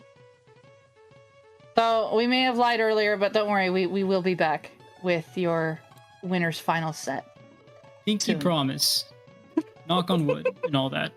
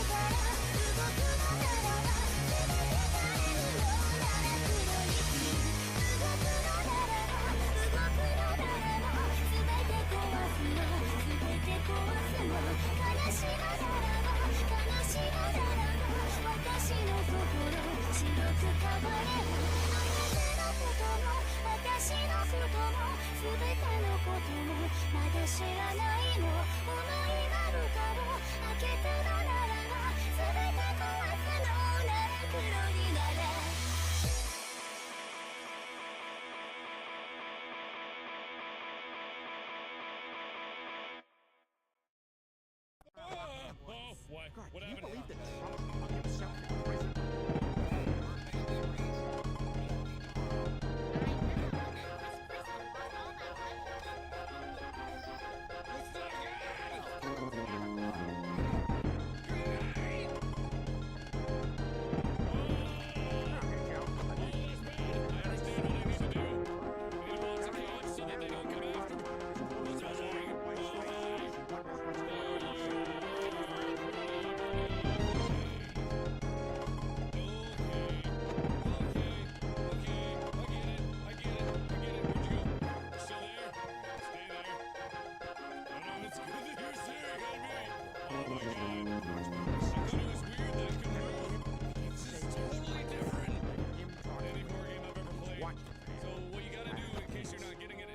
Absolutely have the cameras to make sure Sorry, David. they don't come by and you only got a little much power. I came over to invite you there? to Susie's costume. Did you move? You don't move, Ned?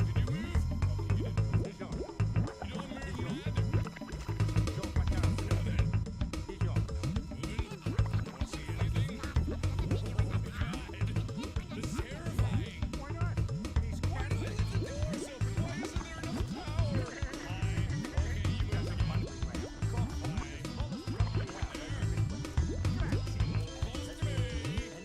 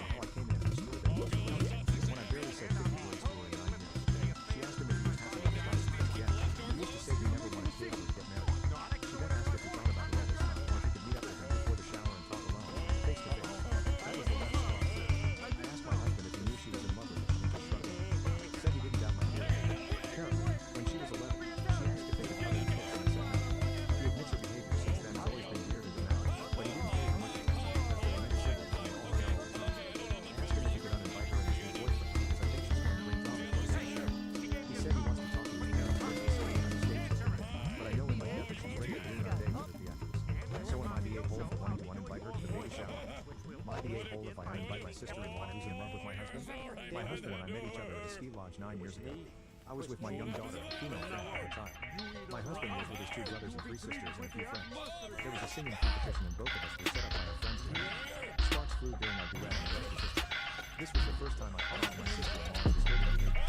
After the singing competition, his middle sister-in-law came storming out to us and demanded to come back to her. She never looked at me and wanted to come down. She ran off crying and apparently took her sisters from the people and locked them out so they could stay with their friends.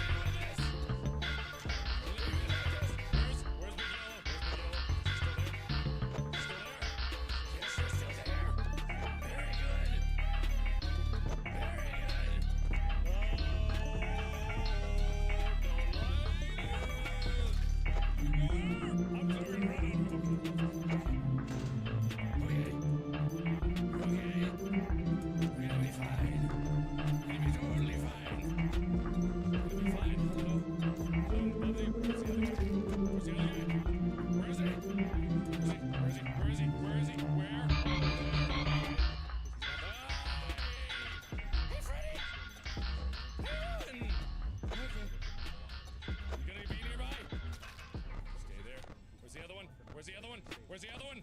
There he is. Okay, I am panic. I am losing my shit right now. I'm not okay with this. Oh God, not again. No, no, no, no, no, that. No, no, no. Don't you be. Oh God.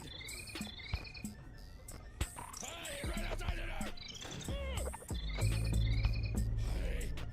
Hey. Keep my eye on you. Where'd you go? Where'd you go?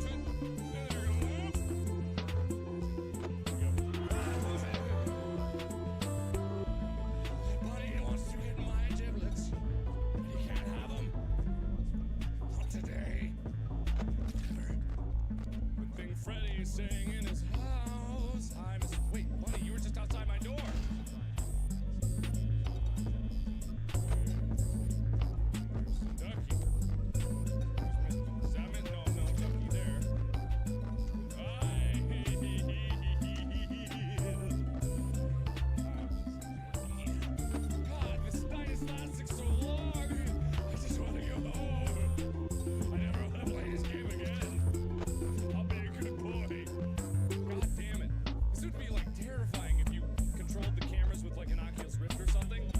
Oh my god. Because you just move your head back and forth. Oh my god. Again. There's the other one. Where'd he go? There he is. Okay. As long as you two stay right there. That'll be good. You look very pretty. Where was the Pirate Cove guy? Oh, here's Pirate Cove. I just gotta. Yeah, you guys. Gonna be fun. Oh, I bet using the camera takes power too. I'm down to 34%. I got 3 hours to go. Nope. Still there. You're still there. Still there. You're looking at me now. Hi, Pirate Cove man.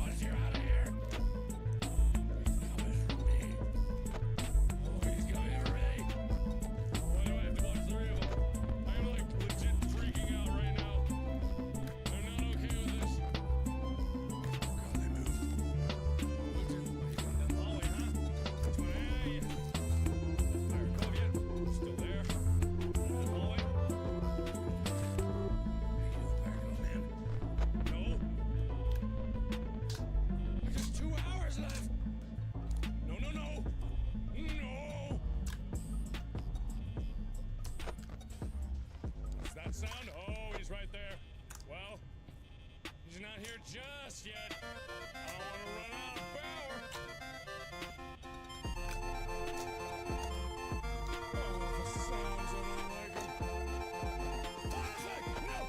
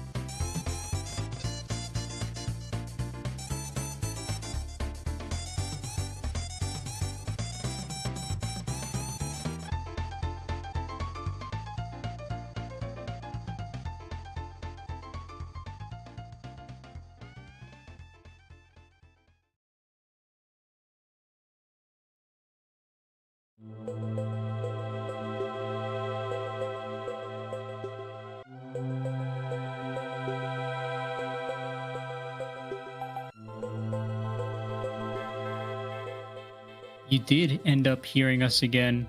We did plug our socials and we did say we'd be gone, but we've been hired to do another set. I just found out we're getting paid. I just found out that's a lie. I just found out Winners Finals is up next. It's Loink, January 2025, and we've got our next set ready and on the deck for you. It's gonna be the one and only Ball Up Top versus Path of Radiance for one spot at Grand Finals. This time for real. Yeah, we are back here, and if you missed us, great. If you didn't, too bad. We're in the winners finals of Path of Radiance versus Ball Up Top Squared. Now, I will note that we had, of course, the 3-0 from Ball Up Top Squared, but Path of Radiance took 3-2 versus Scrublords to get here. I was peeping in on one of the other views that we could watch of that set, and it was a good set. Like, they are pumped up and ready to go for this. Both teams have got to be. One had a little bit of a break while the other one just got out of a game 5 and are absolutely ready to go. Absolutely. We've got, I mean, I don't know, Ball Up Top had a really fun set against Ballin, 3-0, and it's still the most fun I've had watching a set.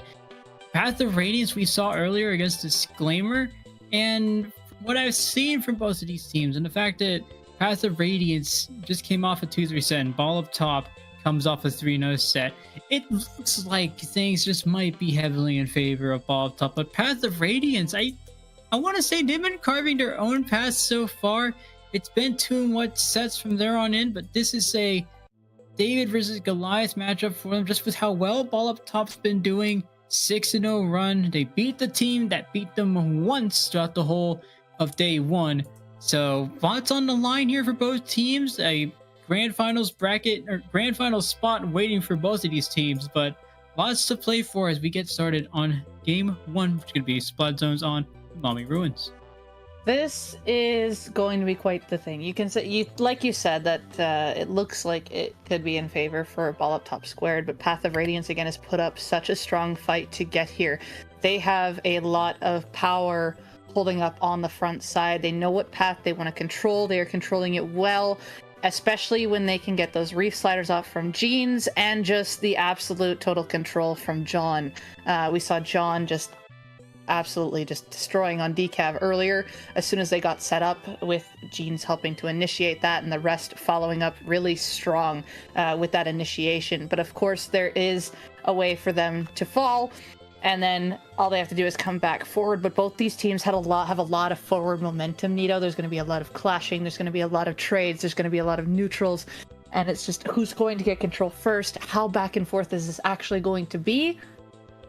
It's going to be pretty matched up. But Ball Up Top does have a lot of initial burst power, so are they going to continue to do that like we saw in the Rainmaker one, where they just ran and kept going? And even for that, they have such a burst power that they'll go and they'll hold as long as possible. Path of Radiance can do that as well, but are they going to match that, or are they going to be a little short of it? I like the term you used there, match that, because from what I saw with their match against Disclaimer, they're fully capable of matching whatever the other team brings in. If we remember what Disclaimer did against Path of Radiance, it was whatever they did, Path of Radiance was able to do just as well, if not better, which ended up winning them the set. So whatever Ball Up Top brings to this set, Path of Radiance, you have to imagine they're ready for whatever is on the other side of this. Granted, they don't have the advantage of being able to watch Ball Up Top play. They just came out of a best of 5 set that went all 5 games. They don't have that advantage that maybe Ball Up Top has, but you have to imagine that that's not an issue for them. They're going to be coming in with this all guns blazing. And something to note here is that, of course, both teams do have pencils online, but something that we also remember seeing is, even though, like, of course, we all see pencil and we're all just like, oh, it can do all this thing, Val has been holding really strong on it as well, and if you don't acknowledge it or realize how much of a threat it's actually going to be of controlling, you could be in danger. Oh yeah, no, for sure. There is something to watch out for both teams. Jeans already starting off for Path of Radiance, going on the outside there, but does go down. 2 players already going down for Path of Radiance. Ball Up Top does contest the zones, and yeah, finally get control of the zones here. 2 players going down for Path of Radiance. That means Ball Up Top has more free reign here than before. Wow, okay, nice little movement there from the Carbon Roller. I like to see some of that. Now we've got the lead for Ball Up Top. Path of Radiance have yet to find a response. With players going down 1 by 1 like that, it's going to be difficult for Path of Radiance to get their way in. This Carbon here, as their mechanics on lock, they are ready to go. They are going to lurk under the edge, using that little pillow just to save them. But of course, finally moving, getting stopped there. But then the Dually Sculptor is going to trade, and then we get another back and forth here with Path of Radiance finally taking 2 down. But Val, of course, is going to poke them down off of the dome. We see the Reef Slider go in, and of course, Jeans manages to get out of there alive. There were 3 people right over top of Jeans, and manages to just back straight out of there. And then the Knopf Shark actually manages to get them in there, and Ball up top still holding on to control of the zone. And it almost looks like that has spelled game, set, and match for Ball up top. First game, a KO going to Ball up top's favor. They're going to start this set 1-0. So here we go. We asked, are they going to match it? Right now, it seems like they didn't have the same thing. It's like they weren't fully expecting the side there, especially with how that other carbon was going to match up there, because they were taking down John. Jeans would go in and try and make a move there, but of course there was no follow-up ready to be happened. Like, we can see this replay here.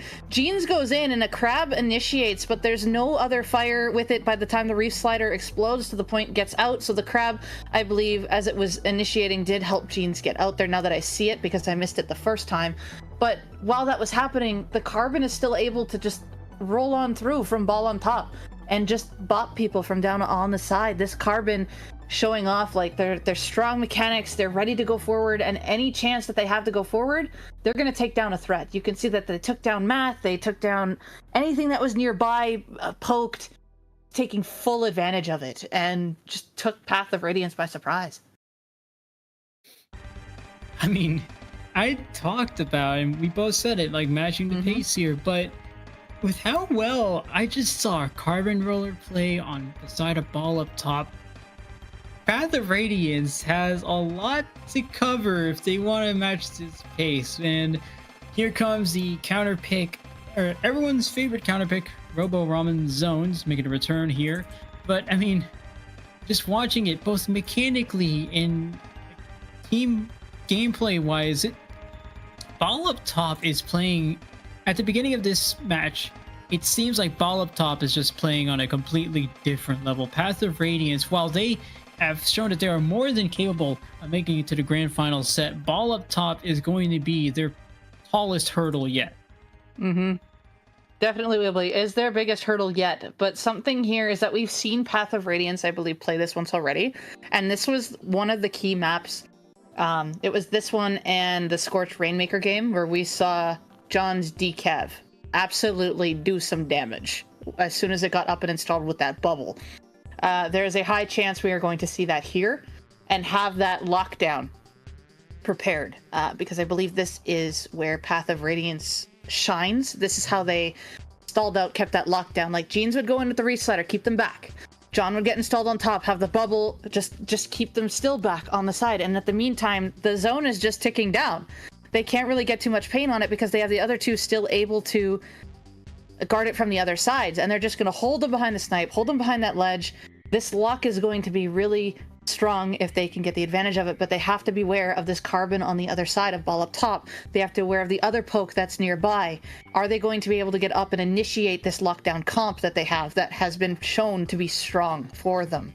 But they have to be able to get there first. They have to match this opening and beat it in order to get what they want installed to hold the zone for as long as they want it to. If there's any better place to match it, it's going to be here. And to show that you can match it, it's going to be game 2, Spot Zones on Robo Ramen. We actually see the Batana Wiper coming out. Vanilla Wiper. All right. Okay.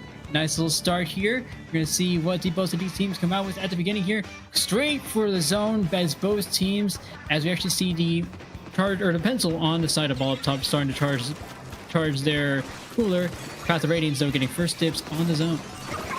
His first dibs, and one also note is that we never really pointed out the note of the dually squelchers very much, Nito. Another mid-range weapon, of course, is kind of the weapon here that's going to go alongside with the Dread. Of course, we have the one with the reef slider. The other one's going to have a lot of just extra range control, a lot of movement along with its kit just to help provide just sight and just extra paint around and poking on here. We're seeing it right now, and you can see they're just dodging out of the way of the pencil, holding out the side, keeping out of the range of this wiper. Lots of mobility. It just, you can't really hit it going back, and it's just helping keep space. But however, while that is all happening, the zone is in favor of Path of Radiance. We see that the dually squelchers are trying to find Jeans. There's a jump in here, helping the jump land, but unfortunately Jeans able to still get that pick on the carbon, and Path of Radiance is currently holding down this side of the zone as the hammer goes in, and it's still alive with the Zuka out too.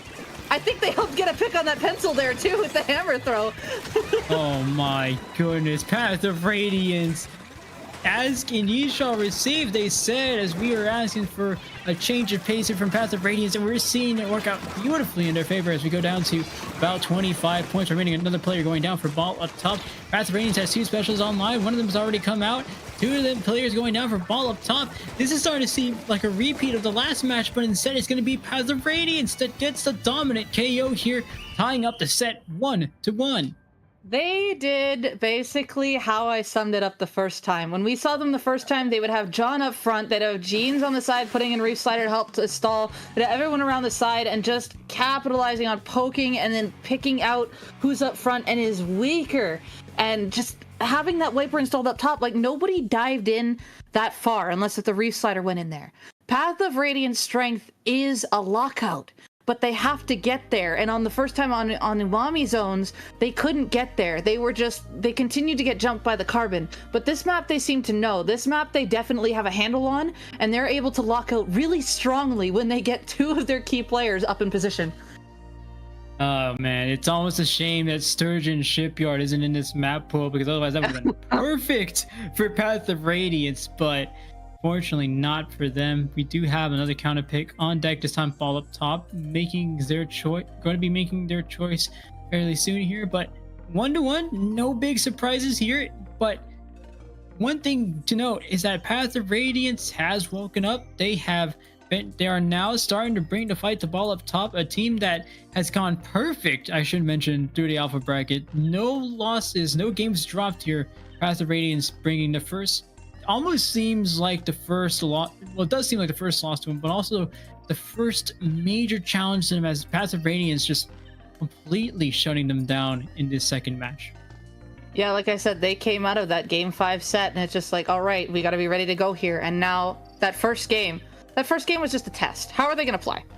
Seeing how they play, and that Carbon definitely ran wild.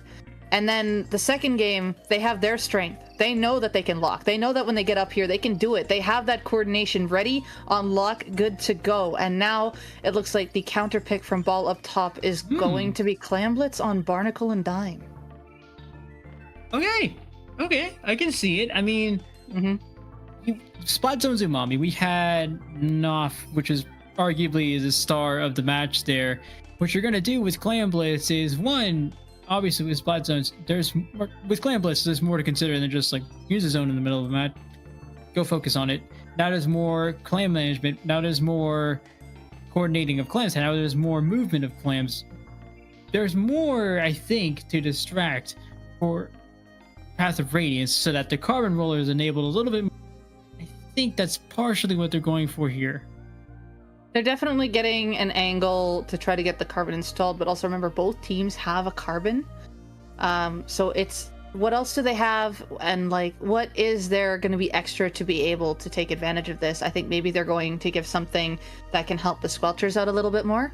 Have more control on those sides, not a lot of extra fall off thing, but to be able to get the Squelchers there, the carbon can just still lurk around underneath, but they still have to worry about the other team's carbon, because what ball up top can deal out, Path of Radiance can do as well. Both teams are relatively even on what they want to output, the difference also being between the Squelchers and that Dreadringer. Because when Path of Radiance, again, when they get control, I fear that they're just going to do the same thing that they did in Robo Ramen, which could actually put ball up top in a big disadvantage. There's the Carbon Roller of Legend coming out from ball up top. No major changes here from Path of Radiance, so we're going to see both of these teams come out with similar playstyles, I'd imagine, as we saw from the previous set, and it looks like so. We're going to go straight down the middle and see what kind of damage we can cause on both sides. Not 24 looking like get first pick here. Can they do it? No, they don't. They get singled out fairly quickly there. 3v1 takes them out. Path of Radiance now holding a numbers advantage. It's now Hasora who's going to have a turn on the Carbon Cam, as I like to call it right now, or the name I just came up with, actually. As we see the cooler come out, they're going to start preparing for first push. That was who's going to attack first, and of course it was ball up top that did attack first, being them being more bursty, as I put out at the start. Just did not go in their favor. The flick did not land, and then 3 ended up capitalizing on it, and now this is the state we're in. Path of Radiance in that lockout spot that they want, kind of like how they did on the Robo Robin game, You can see that they really want to put it out, but it looks like the Squelchers from the sideline actually doing some damage, helping to get picks on the side, putting some chip out, forcing them back. 2 members ended up going down. Ball up top, able to take them off their plat there, and are going to try to recontrol it here as we have a bit of a neutral game, but Cooler out on the side of Path of Radiance. They have it ready to go. They did pick off the splash. This is their time. They're going to be cruising in pretty quick here, as I just heard a hammer online as it does go for a trade. 2 down now on the side of Ball up top. Path of Radiance is back where they started. And now back. Wow, okay, very quick takedown there of the reslider. 3 players actually going down for Path of Radiance. 4 making a delayed wipe. Why not? John's giving it a little too late on the draw there. Nerdy Adam quicker. And now Ball up top able to get themselves out of that spot at least. So that's a good start for them. 80 points remaining is to count for Path of Radiance. They do get 1 power clam in, but that is going to be it for them for the time being. They do have the crab out. Now they have a pencil out. There's an assist there. Should be some help for Ball up top. Path of Radiance now down 1 player. No major changes here yet. 1 player going down. John Skivity now with the hammer. It's going to be the carbon roller, or not the carbon, the Dooley's there in a bit of danger, but now it's Path of Radiance in danger. There's a wipe for Ball up top. They caught me by surprise here as I was going a little too slow, it seems. Now there's down to 33 remaining. A huge push here and a huge change of pace for Ball up top. It was insane push there, and kind of what happened there is that, of course, with John going in on the side with the stamp, other members going down in behind, there was nothing that could really happen here. And now Path of Radiance finally able to clean everybody out as the score was insanely close to getting KO'd there, but still has a chance to bring it back. But Ball up top, as soon as they're getting that control, they're separating Path of Radiance, destroying that wall, putting holes in that wall, just trying to push them back, making sure that they can't lock out themselves. And we saw that a pick was trying to happen on the side, but wasn't quite able to get it. And you can see how quickly they're moving together to get control of these sides, and they're just waiting for that moment to go in. Looks like Stamp is online, but there's a crab that they have to worry about here as well. They do pick off the carbon, and now the wiper on the side, both of their front lines on separate sides. Jean's now getting caught out alone. The pencil is the last one alive. Path of Radiance here is kind of losing their like, you know, I lost the word, but they're not as unified as they were at the start here. They're a lot more separated, I find, in this map, so they're not able to keep that complete hold, and Ball up top is just closing in on them. I'm gonna steal a word from Puss and say they don't have the same aura as they did earlier. We'll say that. Okay, but that's the way to put it. Yep. as Ball up top slowly sneaking their way back in and see if they can continue on their 4 remaining lead, I should add, that just seemed to have come and gone almost in a matter of seconds here as we go to the minute remaining mark. 1 minute to go for both teams. Hustle are able to get 1 pick on the crab using that Trizuka there. Now 2 clams online for Path of Radiance. Ball up top looking like they might be in a bit of trouble. Maybe not though. Knopf 24 able to sneak that 1 pass. Don's giving in a bit of trouble as well. There is now 1 power clam active. Now there's no power clams being held. One of them's going to go down fairly quickly here as Jeans also goes down. Ball up top, staying on top of things as the Path of Radiance seems to be dwindling more and more as we continue with 30 seconds left on the clock. A huge mountain to climb here for Path of Radiance if they get a clam in the basket, and it seems like they're getting closer. A few more picks on this Ball up top. Nearly 15 seconds to go. No major changes here. They do have a power clam, so we could expect to see possibly going to overtime.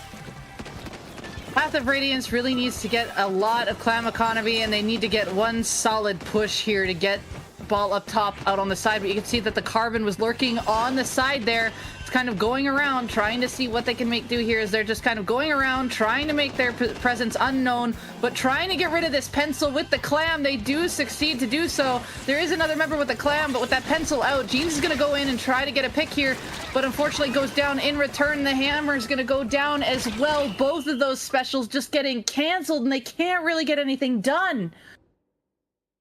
One thing I do need to point out is that for a second there, and you might see it on the replay, but if you, for a second there, what we saw on screen, if I drew a line right through the middle of the screen, you will notice that not 1 player from Path of Radiance was able to get past the middle. And what you said at the end of game 2 has to be helping out Ball up top so well, because now Path of Radiance just doesn't get in that lockout position anymore. And it seems like That's our bread and butter. You've taken away our bread and butter. Yep. Now what do we do? Exactly. Like Path of Radiance does have a really strong lockout. They even showed it here when they had control even to try to make their first push, but their first push wasn't a whole lot, and they were able to get cleaned out. Something here that I noticed on this game as well is that they are doing the same thing, but they're not getting anything out of it. Jeans is trying to go in with Reef Slider, but at the same time, Ball up top is just throwing a wrench in their plans, and they can't get John to follow up with the Reef Slider. They're getting cut off halfway through. John, I find, was stuck in behind a little bit and couldn't get up with the Reef Slider, and the other members also couldn't be up with it, so that takes Jeans out, and then another one's able to follow up and either pick off their Carbon or John next, and then once they go down as a domino line, it just leaves the pencil, and all of a sudden, Ball up top's on the other side of the map. Goodness, and looking at the KD numbers or KDA numbers too, Jean's normally one of the most productive with that Reef Slider, one of the most deadly with that Reef Slider too, held back with the stats I'm looking at here. So I don't know, this is very different what we're seeing from Ball up top here. But the good news, at least for Path of Radiance, is that they do have this counter pick coming up for them now. They do have the opportunity to make their next pick. Obviously, it's not going to be Splat Zone's Robo Ramen, but they do have another opportunity to see, okay, what else can work for us? Because we need to get back in the lockout position, and maybe it is the map, because Ball up top, it did come out with that counter pick. We're going to come out with Tower Control, Hagglefish Market. Can we lock out from here? And is this a map that we can reliably, we can rely on what we do best and have less opportunities for Ball up top to disrupt that? I was trying to think of counter picks here and for them while we were talking there. I'm like, I wonder what they were going to go. And I was like, Rainmaker could be an option, but Ball up top definitely has the initial burst, especially from Clam's Barnacle. With that being Ball up top's counter pick, you saw that it was actually Knopf from Ball up top that made the first move and actually just went in and attacked right away. Unfortunately, it didn't go in their favor, but if it did, that could have been a whole different story. So seeing this pick of Tower Control Hagglefish, I was like, they with zones kind of being out of the question here, what would be the other next one that could match up Path of Radiance pace? Because I've noticed they are a little bit slower on the get-go to Ball up top, and Tower Control would be the next one, having kind of the slower objective, having to maintain the control and just kind of going as that closing in wall. Like I said, Path of Radiance has a nice lockout, and they're really good at just being that solid wall. But if you lose that one member at a time and you can't follow up with each other, you're going to puncture those holes in the wall, and then the rest can slip right through and take it right back. So this one, they have more space to really keep that control. I believe they can really follow up with each other. Both teams, like I said, can match each other. It all depends on if their plans can succeed, if they can maintain that lockout, or if that wrench is just going to be thrown in to all of the plans and make it really hard to get back in control.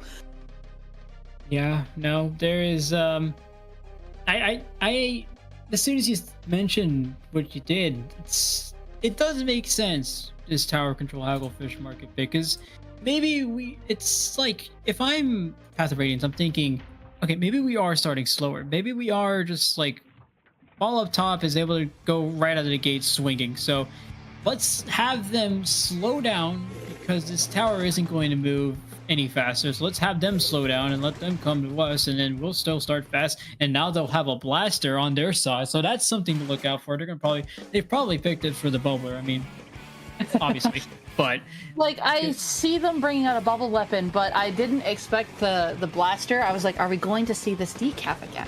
But the decaf hasn't been back in this set at all.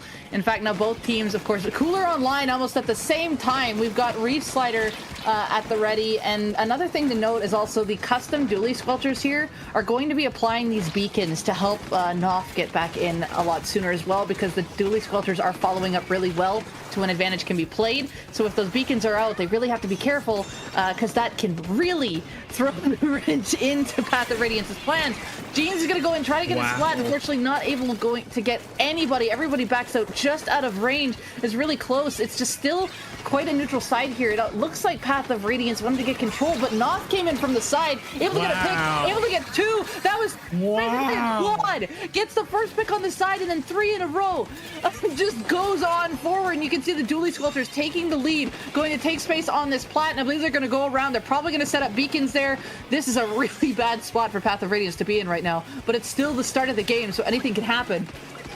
And remember, this is match point for Ball up top, and with the carbon cam on off for that period, that is pretty scary from Path of Radiance. But Path of Radiance able to get control of the tower yet again. But now we have Kuro here with the custom Dually Squelchers able to provide more disruption. It's John Skivity and Noth over in the middle there in a little bit of a duel, but Noth able to win that. Jeans not as successful as we'd like to, as maybe Path of Radiance would like to see with that reslider, but the rest of the team still able to hold things down for Path of Radiance. Ball up top though, currently holding on to control, and they will continue to push with this tower. You know, I mentioned the beacons from the Dually Sculptures earlier, right?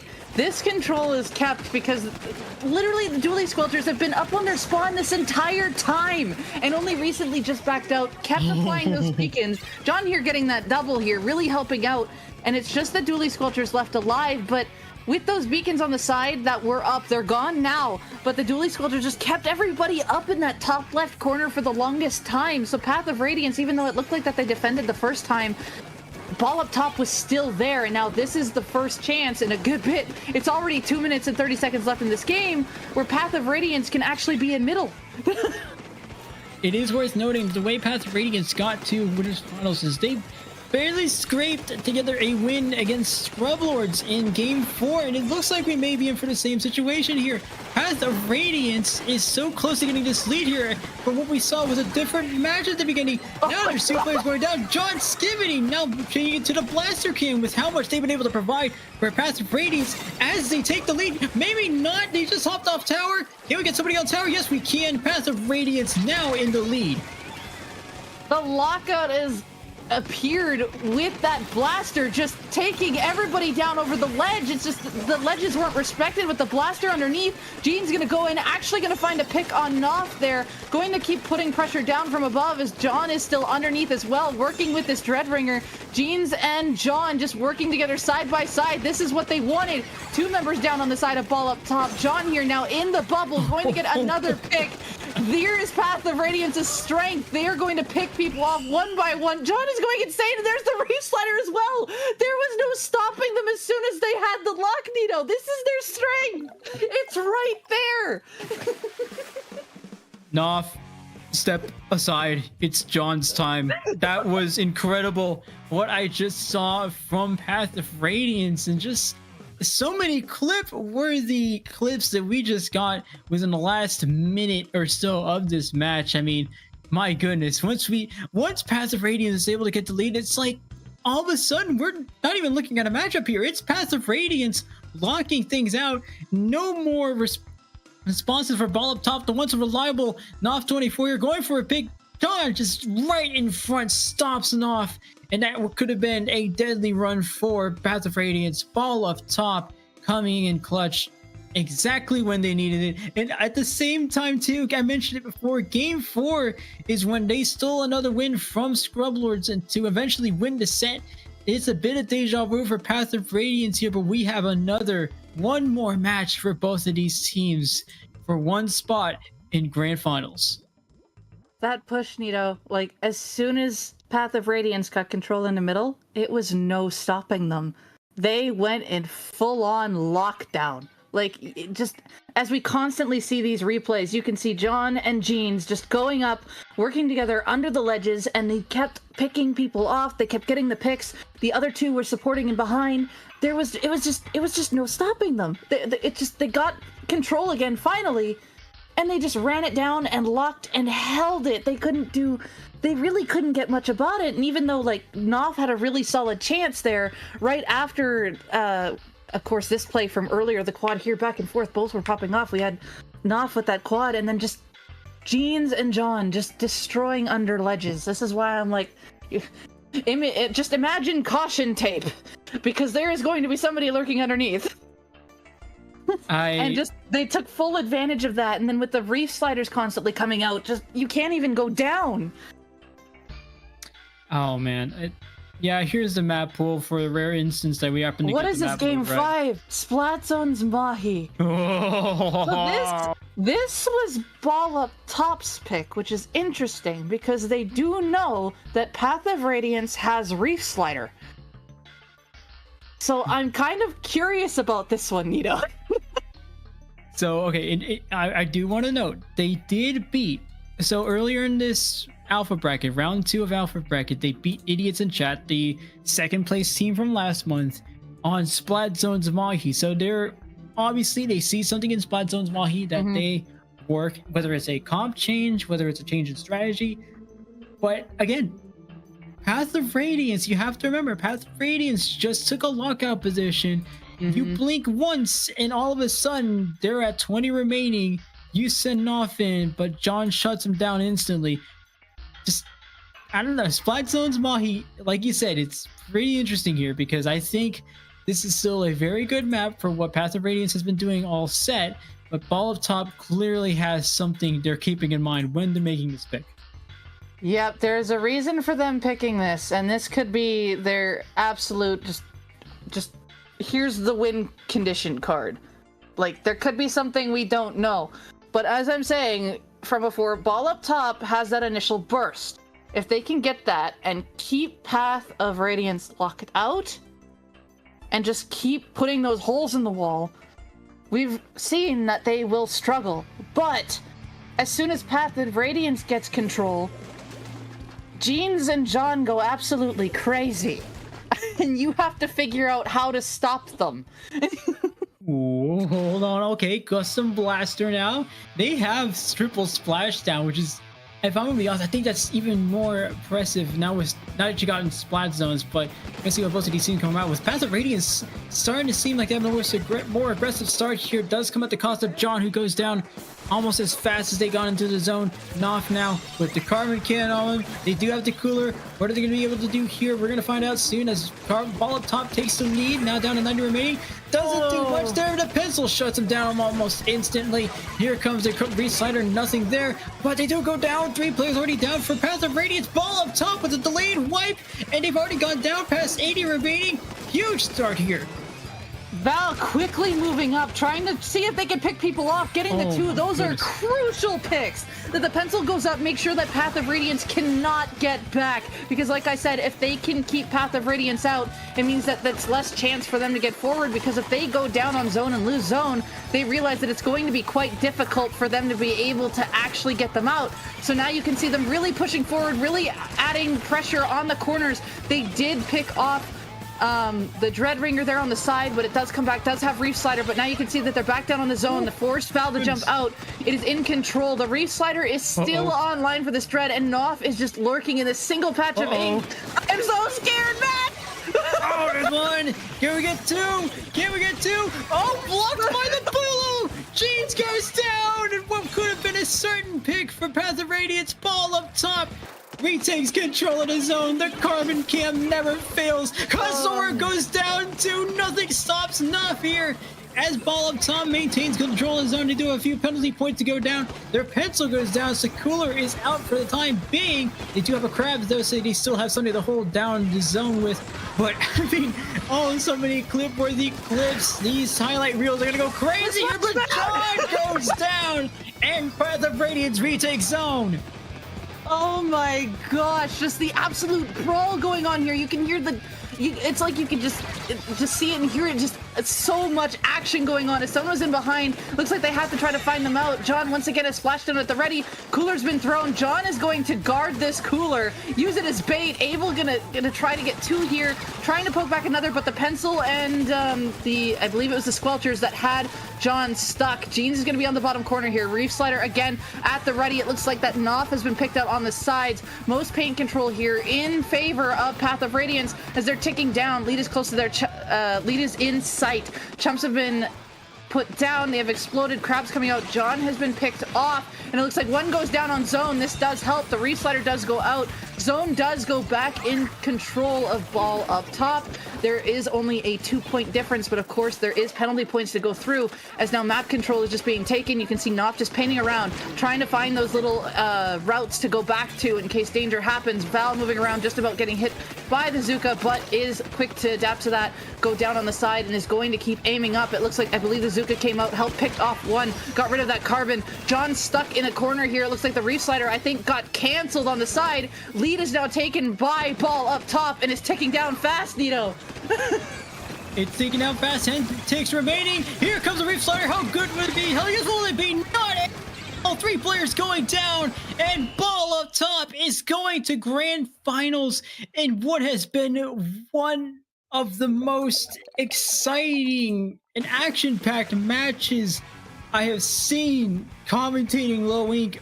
Oh my goodness, ball up top and Path of Radiance giving us the winners finals to remember. It's a shame this ends here with ball up top winning, and a shame it ends at all, really.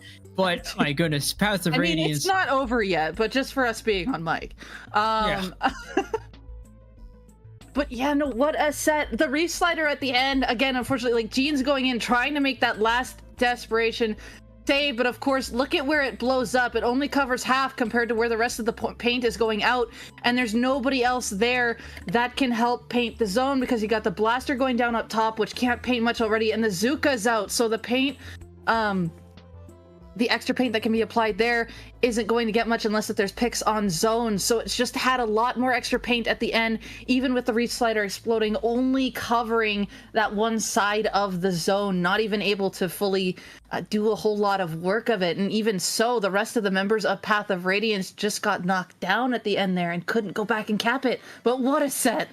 What a set. Both teams playing their counter picks to peak. Sorry to Popgun and Falco who are on the next commentary block, but we've stolen grand finals from you, and I refuse to believe otherwise because of how close and action-packed this set was. The good news for them, at least, is that they will be seeing ball up top in grand finals.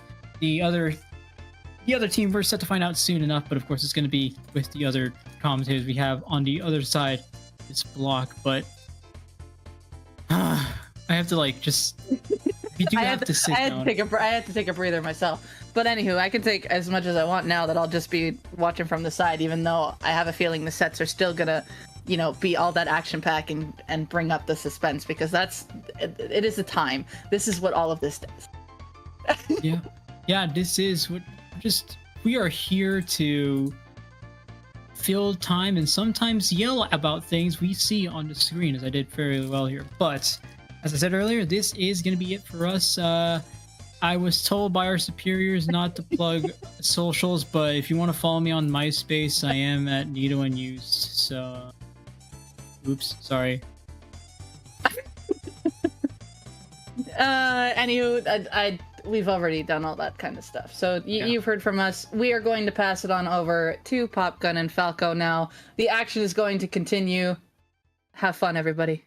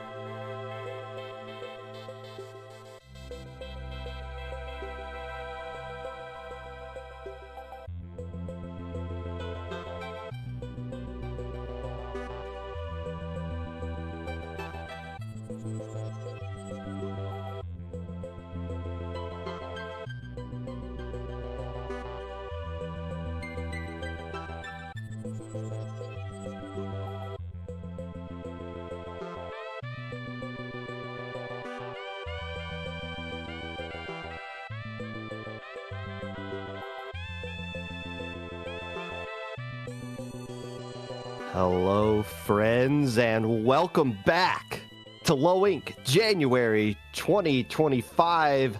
I am Popgun, joined by Falco, the Falco Flyer, who I don't think we've interacted with each other in this kind of setting since LTC. No, I don't think so. I came on the Popcast, I think in October or November, but Yes. Other than that, I haven't commentated with you since LTC. You're exactly right. So super excited to be here. We've had some bangers of a matchup already on stream, especially that last set. We thought we were going to go on an hour before this. I told the other comms and in our stream cord that I literally got home, I showered the fastest I've ever showered in my life, and then I was told, nope, we have one more set. That went to game 5, so I was like, oh, okay. But that's fine. I knew. Well, because you make the rules. I do, but Brush hasn't been pinging commentators in a while. We had Brush do it this time around. And I found out that commentating winners finals through the end of the tournament is stupid. So let's make somebody else do winners finals. And that didn't get translated down below, so unfortunate there. Yeah, well, at the next stakeholders meeting, be sure to bring that up. Another thing that's been brought up.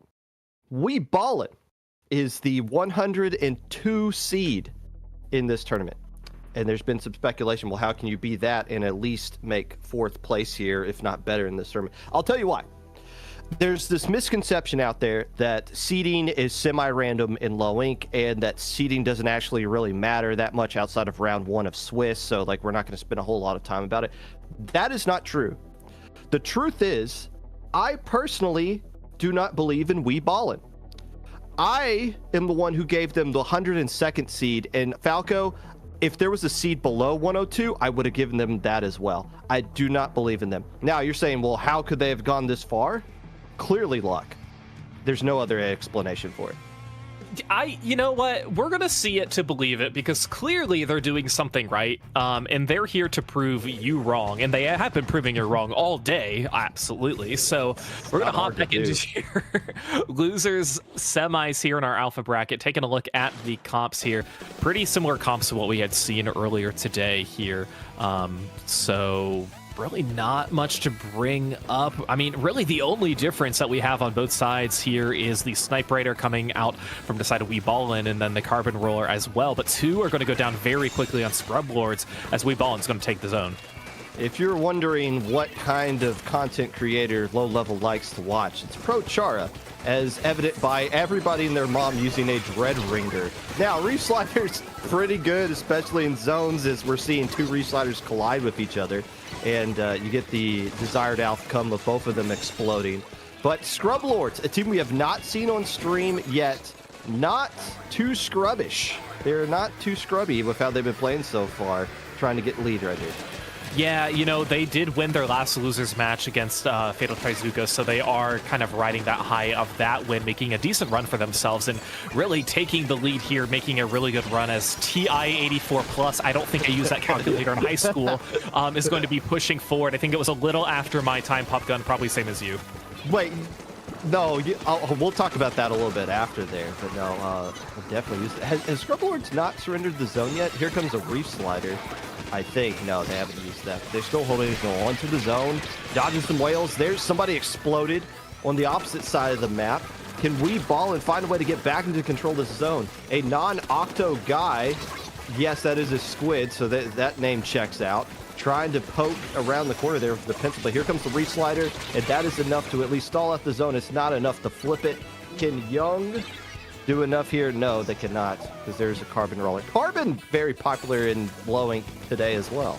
Yeah, it's such a fun weapon to watch too, because it's one of those weapons where, like, you know, we're used to seeing a charger, we get a hit and we go, ooh, expecting to land. It's the same with the Carbon. Like, they do what they're supposed to do, and we kind of overreact for them getting the kills, but it's still so fun to watch. But what I really love what Scrublords did in that position where they're holding the zone, they held on at times where it seemed like the zone was going to flip over at any second. They were able to prolong that, getting literally one below the maximum number of penalty points you can get in this game. So 74 is going to be a lot to overcome, but of course they have to get control of the zone first, but Ballin has a very strong lockout right now. and they have the counter reef slider that they can use. I don't know what happens if you use 2 reef sliders at the same time, if they just cancel each other out. They're going to have to use it now. And it does. So they used it last, and that counters it out. It's not enough to get the lead, but that answers the question. The first one came in from Scrublords to stall it. The second one came in from Ballin. That was enough to cap it into their favor. Not enough to get lead, though. Scrublords back into a lockout position. Yeah, that's so hard when you're Ballin because you get so close to taking the lead. Literally just one more tick and you would have had it, but no, now you have 67 penalty points and you still need to break back in the zone. And look how much orange paint is here on the map. There is quite a ton that is on the field right now, but it looks like Ballin is really trying to push forward. We can see the reslider come out.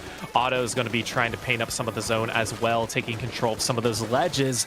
So it's looking a lot better for them, but there's a reslider, there's a Zuka ready on the side of Scrublords. We're going to see some specials be coming out. We're going to see some Zukas missing as well, able to get the assist ultimately before jumping back here. So Scrublords, what is the win condition for them? 1:20 left to go. They don't have control of the zone. Obviously, it is reef slider on the back side of things.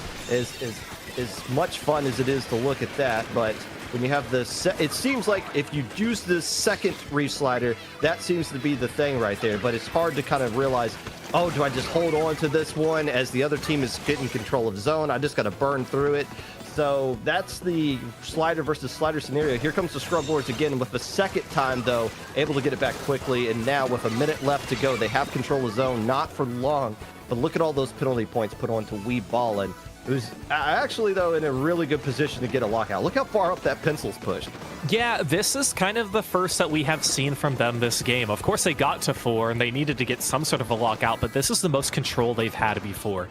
It's all going to come down to making sure Scrublord doesn't coordinate their specials super well. If they can force Scrublords to kind of stagger them, which it's kind of coming in sync. You know, we saw the Zuko, we saw the Juice, we saw the Whale come out too, so this will be the cap. Is it going to be enough? No! Ballin is going to be coming back, getting rid of all their penalty points, and will be taking game 1 here in our Losers Alpha semis. And here's the question, and we've seen this a lot over the course of today. Do these Dreadringer teams pick splat zones? We've seen a lot of splat zones get counterpicked in game 2 here, mainly because of that reslider nonsense, but you know the other team's going to be doing it, so is that something that you're going to feel comfortable with in the best of 3 set, knowing that if the Scrublords lose, again, their tournament run is over? Now, you brought up TI-84 Plus. I already Googled it. It came out in June 2004. Okay, I'll eat my words. I just looked it up. I don't remember using that specific brand, but you know. Okay, well, you probably went to a school district that had some illusion of money versus mine, because that is, I did Google it. Those are the exact ones we used in my Algebra 2 class that the school provided. Now, you could have bought like one at Walmart, but so I bought my own. But what was I supposed to do with that outside of Algebra 2? Was I supposed to take that with me somewhere? Play Snake or save some formulas for your physics course on there. Yes. And yeah, that's what you were supposed to have pre-programmed formulas that you could cheat on tests. Yes. Oh yeah. I remember that. We went to public school. We know how it is. Wait, it's only cheating if you get caught, kids. Remember that.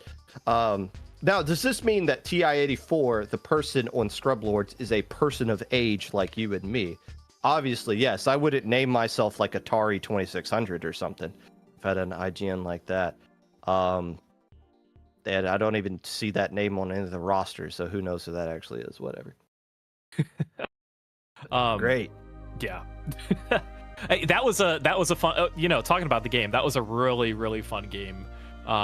It's, not super often we see Zone's game become that competitive that quickly, with having a 3 to 4 point differential and having a ton of penalty points. That always makes it more exciting, but way more frustrating when you're the team who's behind. But fortunately for Scrublords, they were able to come back, and that's really difficult to overcome. But they were just on top of everything. Now, shout outs to our streamer, who is not Inkfair this month, and instead is our, I wouldn't say second streamer. I say it was more of our the streamer who we don't have Ink Fair. Could you show us the graphic again of what game 2 is going to be? I think I saw it up there. And you know what? Better yet, just show us game 2. And we can figure it out just by looking at it. I Scorch think Gorge, it's Rainmaker Scorch. Yeah, I think that's what it is. Okay. Thank you, Falco. Yeah, you know. You know what was really hard? The release of Splatoon 3 and commentating at Riptide, and we had no idea what the maps and modes, like the names were, like positioning. Anyways. Or the weapons, or yeah, like what the oh yeah, I remember seeing the vacuum in the trailer. Yeah, what does that thing actually do? I don't know. It seems to be benefiting somebody there. Yeah, hey, we're gonna see Otto come out with the undercover or the tent umbrella here. That is really going to be the only change. We have the Sploosh too from Ballin. So okay, so actually some major changes. Sploosh is going to be painting quite a bit more. Santos is going to be getting a kill on our favorite calculator there, TI-84 Plus. As they are approaching that checkpoint, they are going to get it. So Santos really popping off, working with that Brella as well. Ballin, it seems unstoppable right now. The only thing stopping Santos was that ink wall that rejected the hammer throw that they threw. But yeah, things balling right now as the tent's going to create a path up there. Nobody getting splatted on the purple team just yet. Comet trying to make something happen. And unless the calculator can stop this, it is going to be a wipeout. GG go next. Ballin moving on to the third place match. Yeah, not the type of quick game I was expecting, but when you see a Sploosh who can cook, which is not a phrase you say very often unless your name is Enraged Jeff, but you are set to perfection at that point. I think this team, I think Ballin, I think they played this perfectly. They made near zero mistakes in this game. I don't know, did any of their players go down? I think towards the end they did, but that was literally perfection by Ballin. I don't think anybody got splatted in this replay that we're going to be looking at here. And that's kind of the issue, is that Santo was really to just able to run straight up and get into position that they wanted to get into and just splatted everybody, including the final player getting hammered back to hell there on the top right. So yeah, they just couldn't get the splat on the Sploosh and couldn't really get themselves collected. And oh my God, if we get splatted one more time, our tournament runs over. And it just got caught up to them. And well, Ballin ran them off the map. Nicely done to them. Yeah, and you're right. There were 0 players splatted on the side of Ballin. They balled so hard in that game.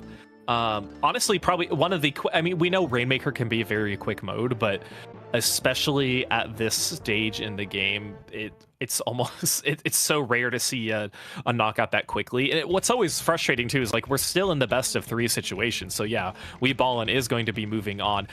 Yes, we can see oh, okay, never mind. That wasn't the... Okay, so yeah, we're looking at the stats here on screen. Yeah, 0 kills there from anybody on the side of from the opponents. So that was absolutely crazy. But hey, they're ready for the next match. They have new opponents who are waiting. Popgun.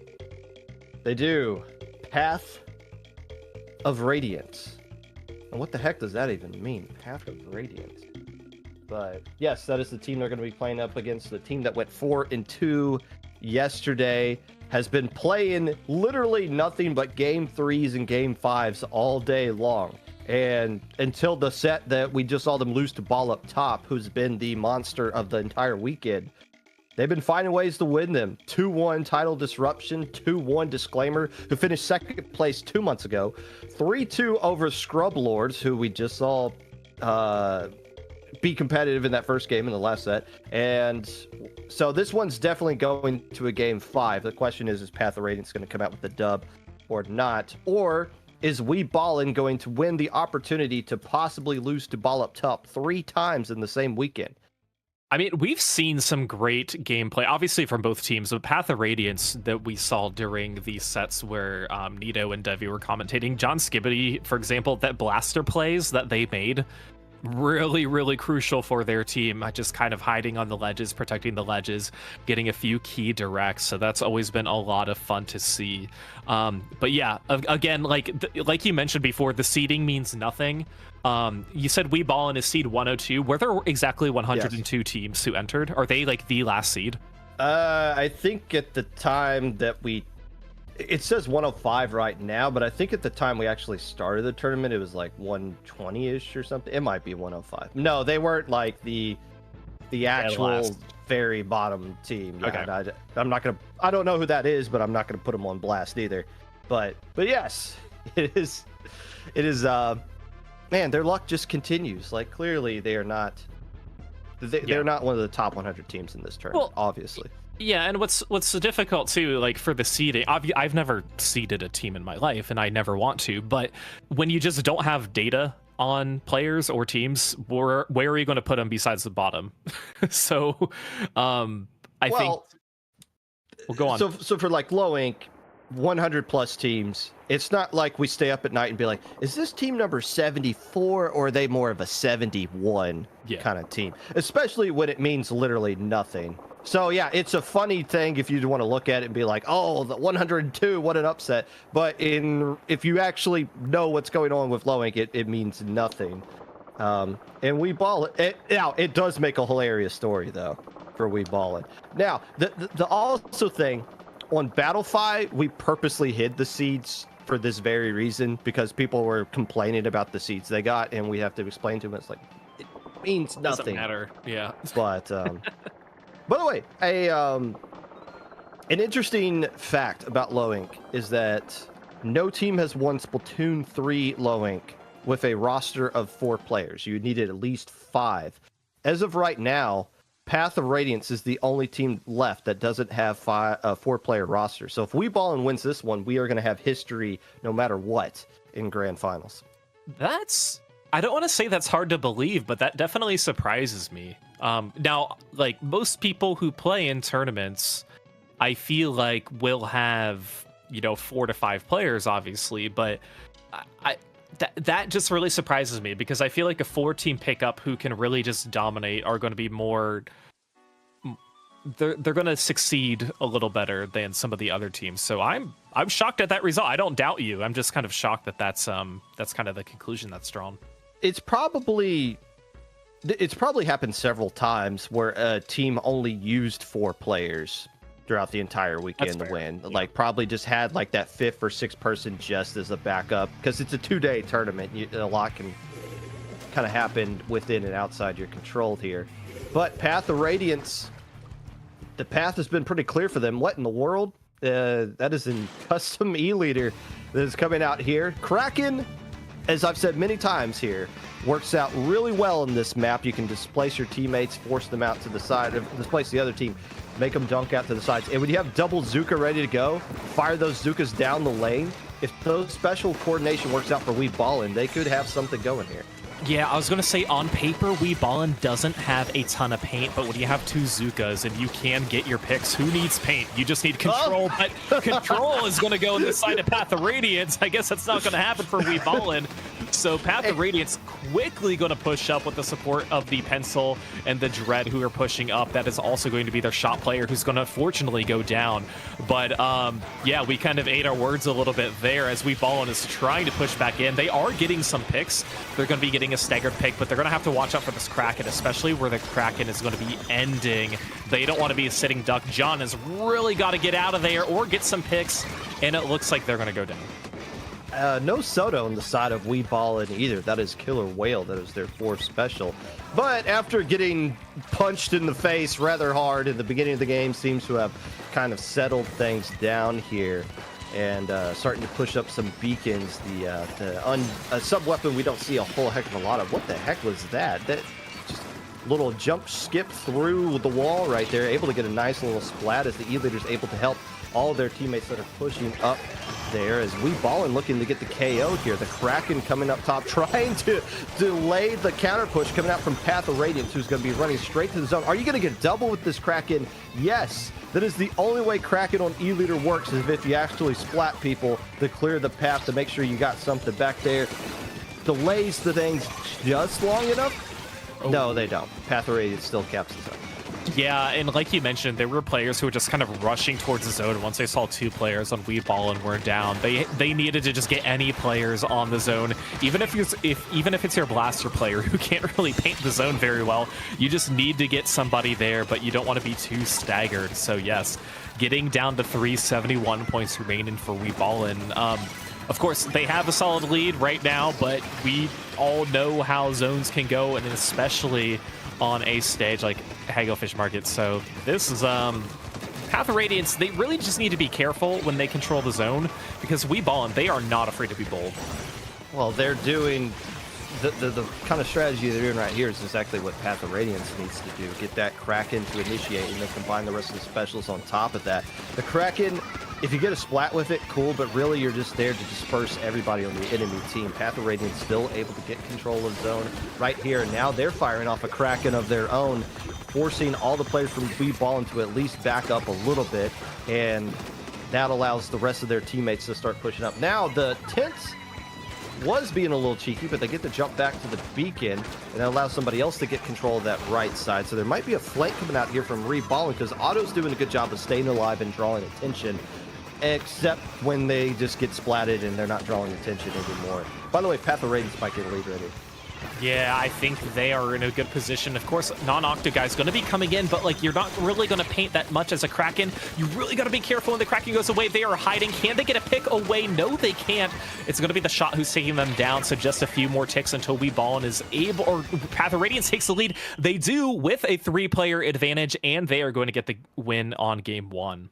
That was a desperation Kraken coming out from the E-leader, and you see why it's just in a choice Nintendo definitely could have made to give that special to that weapon, because once the Kraken's done and you're in enemy ink, what do you do? Like, make a miracle shot, which I guess they could have done, but you're not really going to win that kind of a matchup against this shooter. But it's time that they had.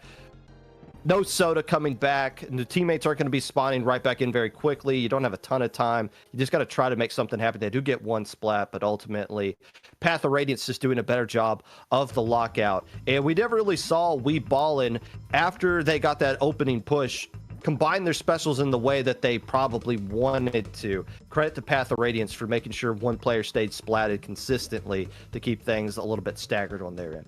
Yeah, if it weren't for that immediate wipeout at the beginning, I don't think We Ballin would have been in that position. Yeah, they got lucky, I'll say, but obviously when you can get it down to, what, 2, 3, 4 points remaining, which we've seen quite a bit here in Low Ink. We could take a look here at the map list for January 2025. Thank you, Ellie. So yeah, here's the map list that we have here on stream if you guys want to take a look and see what could be chosen, especially when counter picks come around for finals. But yeah, that one, like zones, Hagglefish in particular, I mean, we all know how it is. You get the lockout, you can push up, but if you have any person who's flanking and they are successful, they're going to be capping the zone. Okay, so it is counter picks right now. So yeah, they're going to be trying to decide what map and mode that they want to use. That is going to be, I don't know. It's hard to say because I feel like Path of Radiance, they have an interesting comp, so I don't really know. And of course, these aren't really maps and modes that are like unconventional. Like, there's nothing here that's really groundbreaking that I don't think would really catch us off guard, but it's going to be interesting to see how we can navigate this. Well, that's why it is the November Low Ink map pool that Ellie has correctly updated to January. We're not really changing it. At this point of the game, we know what maps are people won't complain about. Let's just say that. We know what maps you can get away with without somebody trying to roast you on social media.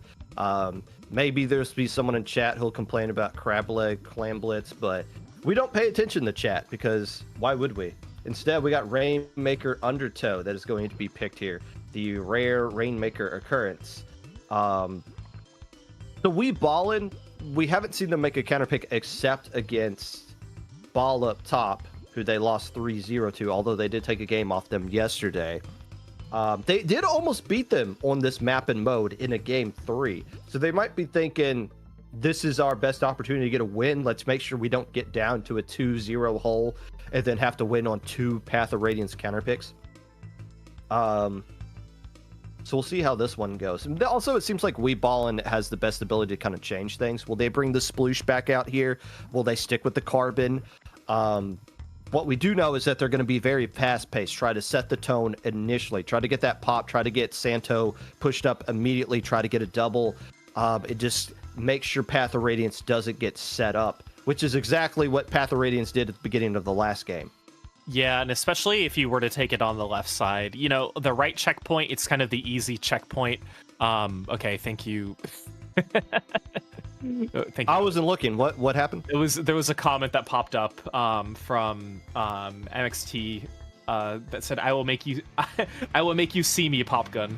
I wasn't paying attention. I was watching the the drinking football game. water. And also like looking at my wall because I found that more interesting than whatever Ellie would put up on. Wow. Okay, I want to go that far.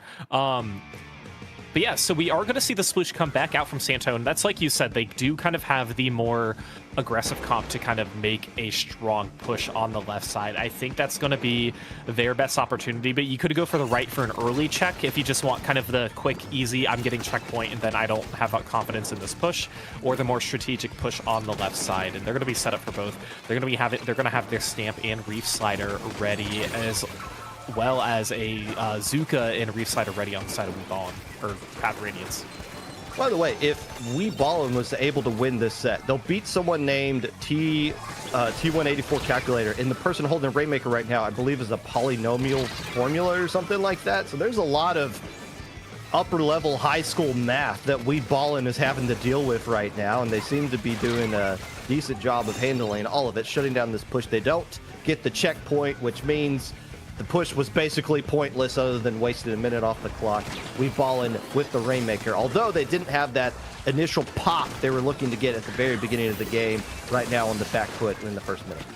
Yeah, it's, you know, that's always unfortunate when you try to get that check and you just come up so close but you can't quite get it. And right now they're really struggling. Ballin struggling to kind of push out. So honestly, that still worked out in Path of Radiance's favor, as they weren't able to bring it back on Path of Radiance's side because they were able to stop them and maintain quite a bit of map control. We're going to see this 2v1 opportunity, but Omega is going to be taking it out. It looks like both of them. Stamp is going to be taking out one, so it's just going to be one more player who's alive. That is going to be the shot player. Ballin finally going to be picking up the Rainmaker once again, opting to take it on this left side. You have to watch out for the pencil player, though, as they're just watching that corner to see who's going to make that bend. And yeah, you got to take out Santos, who's going to be your little rat player, who's going to be just flying across the screen. So yes, perfect execution for Path of Radiance to set up on this defense. I love seeing that pencil player constantly checking to their left. The pressure of the moment isn't getting to them. They're understanding backline responsibility. Yes, let's make sure they don't get this checkpoint, but let's also just poke an eye every now and then to make sure that Sploosh doesn't come around and hits me from behind and ends the game right then and there. So nice backline discipline coming out from the pencil player. Why am I talking good things about a pencil? This is not a good start to the set. You know, it's not uncommon to see here in, you know, the top 4 teams of Alpha brackets, so yeah, I don't blame you. But Ballin able to get that checkpoint, so they are going to be taking the lead. Still, they have 2 players down, trying to figure out how they can navigate the situation. Non-Octoguy wisely jumping out. That was a very close call against Jeans, who was trying to hunt them down. So kind of get the checkpoint, get the lead. Let's dip a little bit, but we're still going to keep up some of this pressure. Look at Omega and look at the Santo flank here coming along the side. Going to be trying to, well, take out the sprinkler, but the pencil sees them. Like you mentioned, you complimented the pencil play before of watching all of their angles. They're going to be going down. The Sploosh, that is. So now we have a net neutral game once again, but still benefiting Ballin. Minute 45 left to go. Path of Radiance, this would be a good time if you find a way to get to the Rainmaker. Just go to the right. The right side push really works out well if all you need to do is clear a checkpoint. If you do that right now, you essentially tie. You just got to pop it and then just kick the Rainmaker forward a little bit and you'll get the lead. Oh, right now, Ballin doing a great job of defending. Look how much blue is on the map right now. They're not letting Path of Radiance get anywhere close to it. There was so much blue, but Ballin, they took their time picking up that Rainmaker. I know the Kraken still had an objective of taking out the last player, but they could have picked it up with a 3-player down advantage with probably about 7 to 8 seconds earlier than they did. I know they have the lead right now, but you want to extend that lead as much as you possibly can. And thankfully for them, they are still doing that. Omega's going to watch out for the Jeans here using the Reef Slider. Jeans is going to be coming out on top there. So Path of Radiance, 1 minute remaining. They're going to be picking up the Rainmaker, but remember, they still have this checkpoint that they have to get through, and they have to take a little bit control mid because Ballin has done such a good job with that so far. Well, Here we go. Somebody lost track of the sploosh yet again, and they're just running wild, going from about 52 down to 32.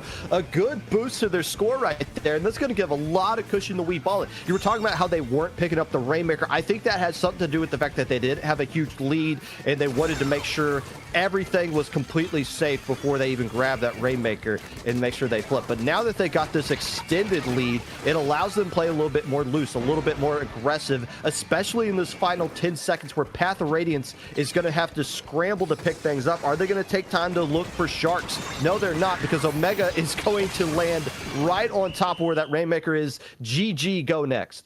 Yeah, Omega knew exactly what they were supposed to do. They knew they had one chance to just kind of wait out the Rainmaker, waiting behind that ledge. If they can splat the player with the Rainmaker, there's not going to be enough time to repop it. So Omega there with a crucial game-winning play. Now, of course, they probably would have been set up decently well on defense, but still, if you don't have to have your team stress over about it or really have them work too hard, then yes, by all means, just wait for that shark, wait for that perfect opportunity. So that was a great play by Ballin. Nice play by Ballin. I love how they switched up their play style to being conservative when they needed to, and then putting on the gas when they felt actually comfortable to do so. Their play style changed based on how much points they had on their own personal scoreboard. Nicely done to them. Never surrendered their own checkpoint either. So good 5 minutes defensive hold, and they tie up the set at 1 apiece. Now, Falco, high school for you was a long time ago. I understand that. Longer for you, but yes. Do you know what a quadratic equation is? I have a degree in statistics, so yes. Okay. Okay. What could you explain to the people in chat what a quadratic equation is? It's just a curve. Like, so any graph that has any sort of curvature is going to be a quadratic equation. Should we refer to that Splatling player or the pencil player, whoever, as curve going forward then? Curve? Yeah. I mean, we could. Quadratic equation, math formula, just kind of. I don't want to. Nothing rolls off the tongue. Let's just be clear. Like, nothing is going to be easy for us being. Oh yeah, that's a good name. But I'm also under the. And like, this is from a commentary's perspective. But if you have a name that is very hard to pronounce, I'm not even going to try. Like, it's one thing if it's in a different language and I can't read it, because that's my fault. But if it's something that's like meant to be very prolonged, then I'm like, okay, like you don't care for us to read it out on stream. Does anyone else want to just change their name to junior high school level of math? Like, we had the graphing calculator, we got a quadratic formula. Do we have like anybody with an equilateral triangle formula they want to throw out there or something? Like, what is this level of thing? Maybe that's just what everyone's got on their mind as they're approaching the new semester of the year. But and also their name on the roster is math. I think that checks out. Okay, let's go with math. Math works out if that's a name on the roster. Is this Kraken E-Leader going to work out on tower control though? Respawn Punisher. Kraken E-Leader. That is definitely a choice when you have a pencil in the other team that's going to crank out soda that unfortunately 100% counters Respawn Punisher when it is active. Yeah, it's a fun pick, at least for us to see. I don't know about the players for sure. But it's always interesting to see. Santos is going to be getting a nice pick on Hazara. Took me way longer than it should have to read that name. But yeah, first tower control match that we're going to be seeing today. Santos going to be bringing out the Trizuka, going to be getting one pick. Still no player advantage quite yet. There's a lot of back and forth. Really just a scramble, and of course a scramble is only going to benefit the team who has the objective, because Ballin tried to push it past the first checkpoint, but no, only got the 79. I was thinking, why would they pick Mako Mart when they know that Santo can use Carbon Roller? Well, it's because old Huzzy here can use the Carbon as well, and is doing a good job getting this flank off here. But oh, by the way, Respawn Punisher, you are going back to spawn, and you're going to spend an extended amount of time thinking about what you've done.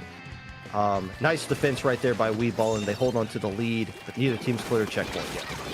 Yeah, really just a pretty big skirmish here in mid. As we see the Reef Slider, I don't know who they're going to try and get. Just a complete opposite direction of the other members from Path of Radiance, but You know, sometimes it's just the lay of the land with how the game is going to. So, hey, again, still just working out for Ballin as they have a little bit more control of mid. Not a ton at this point, honestly, and they're going to have a player disadvantage. So Path of Radiance really going to have to capitalize on this like now, and they finally do. Taking that tower, they should get to that first checkpoint, but that tower is slowly moving. But thankfully, Jeans is watching some of these ledges where Ballin members really need to drop down to try and contest that first checkpoint. But no, I think the bomb, or no, it was behind. It was Omega who's going to take out the player on the tower. So that was really crucial for Omega to kind of flank there. Now they lost the lead, but still it prevented Path of Radiance from really cooking. There's a wipeout. John Skibidi, which the last time I said that word, chat got really upset with me, but it's their name, so that's the only reason why I'm saying it there. Able to clean up Ballin, and again, no Soda on their side. Now, Soda is not a requirement. A lot of people will tell you it is, and maybe at the higher levels, so be it, but if you can just get your splats and you want to use specials for different things, you can make it work out. However, right there's going to be no Soda that's going to help your respawn Punisher player. So that E-Leader is going to be gone for a long time. And now it's just down to a couple players try to hold on to this second checkpoint, which it looks like they're able to do right now, although Path of Radiance is holding control of mid. And getting the splat carbon on carbon being victory going to Huz right there. That's been the real key for Ballin right now. Can they find a way to get the carbon roller flanking? When your entire team's wiped out, they can't go anywhere. Yeah, that is very difficult, but very nice for Path of Radiance as they have so much paint on the map already, as they're really trying to push forward against Ballin. Omega is trying to make a gutsy move there, poking on their right side. But yeah, that is this is looking really good for Path of Radiance. I know they don't have a player advantage, but you have John Skibidi who's trying to push up. They're going to be taken down here by Santos, who's going to be using the carbon, taking down Hazara as well. So getting to 15, getting to that third and final checkpoint, not quite getting past it, but still a large hill to overcome here for your Ballin. Hazara has just been winning the 1v1 against Santos so far. And have been doing a great job of clearing things out. Players from Ballin just scrambling to try to stay into this one. Down 2 checkpoints, but a minute left to go. They got some momentum going right here. Honestly, if this E-Leader just lands a bunch of shots, that would be enough to get the win just because they have the respawn Punisher into their favor. That it drains the enemy team's specials on top of it. But you just saw the E-Leader go from 92 special down to 25 because respawn Punisher works against them as well. That thing kills your specials, and that's the real power of it. But if they can start landing shots just like that, that's going to take specials off the board for Path of Radiance, and that will allow Ballin to make a good final push here in the next 30 seconds. Yeah, but now they're approaching the territory where they can't make any mistakes, or if they do, they can't let Path of Radiance take any sort of control of the tower or any control of the objective. So really, they just can't let anybody get by them. We see 2 specials at the ready. One is going to be a whale, the other is going to be a kraken, and then a third one's going to come out. That is going to be a reef slider that's going to be used. So getting down to 29, Kraken is going to wisely try and get on the tower. Is they're one of the only players who are alive on the side of Ballin. Is it going to be enough? 2v2 overtime is now starting. The E-Leader's trying to get him out, but no, it's going to be Don Skibidi who's going to be getting the game-winning pick as Path of Radiance jumps a little too slowly. So Ballin is going to be up 2-1. Zara just popped off in the mid game right there. Took care of business, made it very difficult for Ballin to come back. Ballin lost that one, right? Path of Radiance got the dub. Yes, there we go. Ink Fair would never give the wrong score on that. But nicely done by Path of Radiance. Able to get a huge lead, made it very difficult for Ballin to... I mean, they almost did it. They did a really good counter push. They got into the right kind of positions, but like you said, it's just too tall of a mountain to do in such a short amount of time. Path of Radiance able to get set up in just the perfect position. I don't think Math, our pencil player, was able to get knocked out from that little corner right there and just able to slowly poke at players from a distance. Nice job defensively. The blaster coming on top as well to get the final pick. GG. Moving on to game 4.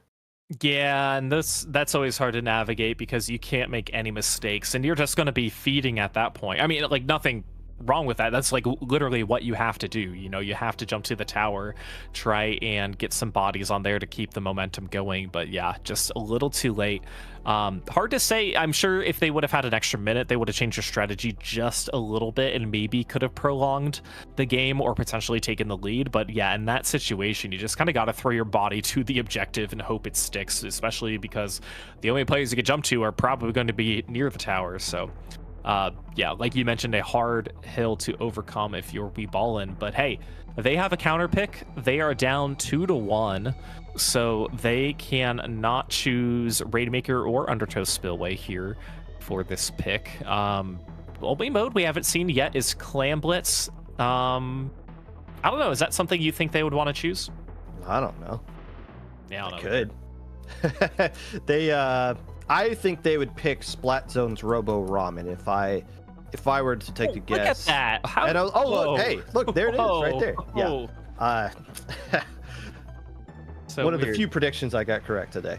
Hey, Yeah. and they're wasting no time. They're saying, hey, we got a date tonight. Can we hurry this up?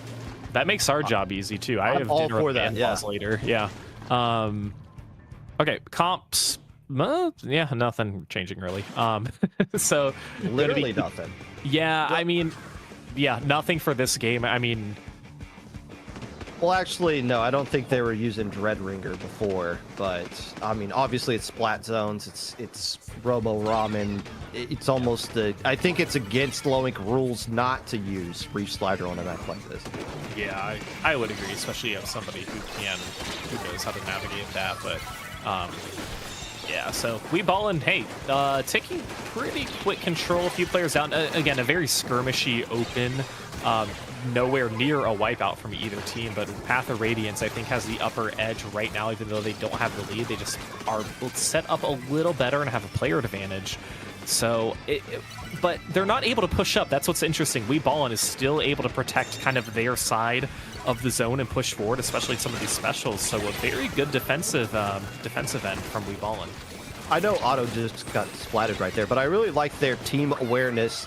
The situation they were in, fighting the carbon roller on the other team, realizing, oh, I'm not in a good angle to fight this. I need to get out of here, but I don't want to jump all the way back to spawn. Instead, let me drop to my teammate who's literally right above me, and all of a sudden, I'm out of danger, and I'm in a position to get something going that was able to help get Ballin into a situation to where they hold on to control lead, but now Path of Radiance has control of everything right now. Yeah, they're doing what they need to do. Again, especially with all these player advantages and trying to push up. Now, they're not pushing up as much as I would expect them to. I know they have some specials ready, but you don't need to push up when you're Hazara, who could just get some crazy Trizuka kills, would do what a Trizuka is supposed to, and get the wipeout. So what do I know? I don't play a Trizuka weapon anyways. So Path of Radiance is looking very promising right now, even though they weren't extending super far, but they were able to get some of those range picks. They were looking like they were about to get the KO, but they instantly got splatted, including the Reslider player. But the Reslider had Soda, so it didn't matter. They literally came right back and dropped the Reslider on top of them. Ballin had a path. The window closed because the path belongs to Radiance. They're moving back on to Grand Finals for a rematch against Ball up top. And the first time Path of Radiance didn't play in a set that went the distance today.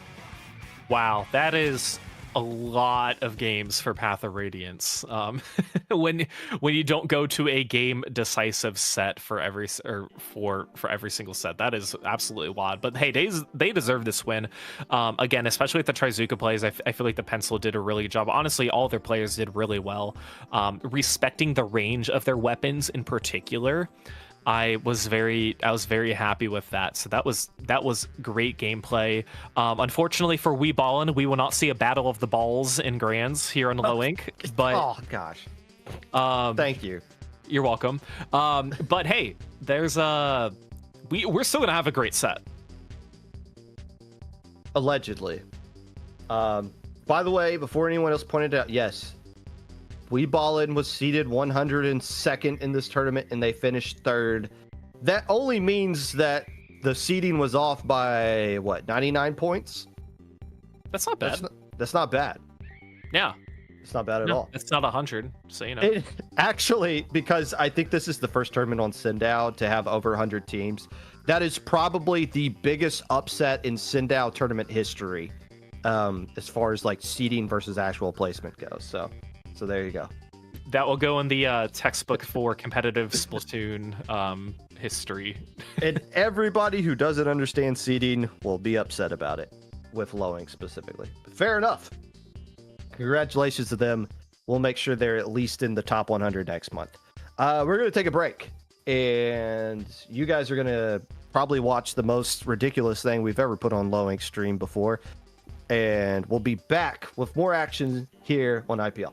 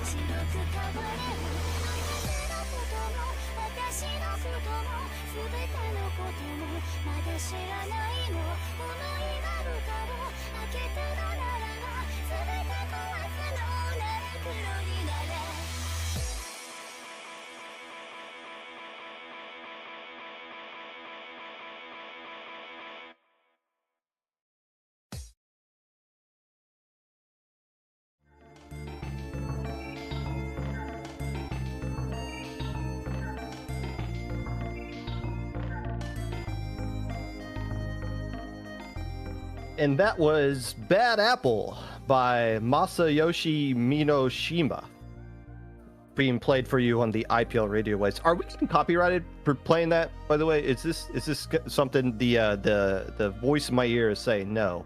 Shout out to our streamer Ellie who is constantly reminding you that we do not like you in chat. But apparently, most of you, I'm assuming, were born during the Obama administration, and you vibe with what you just saw, and that's totally cool.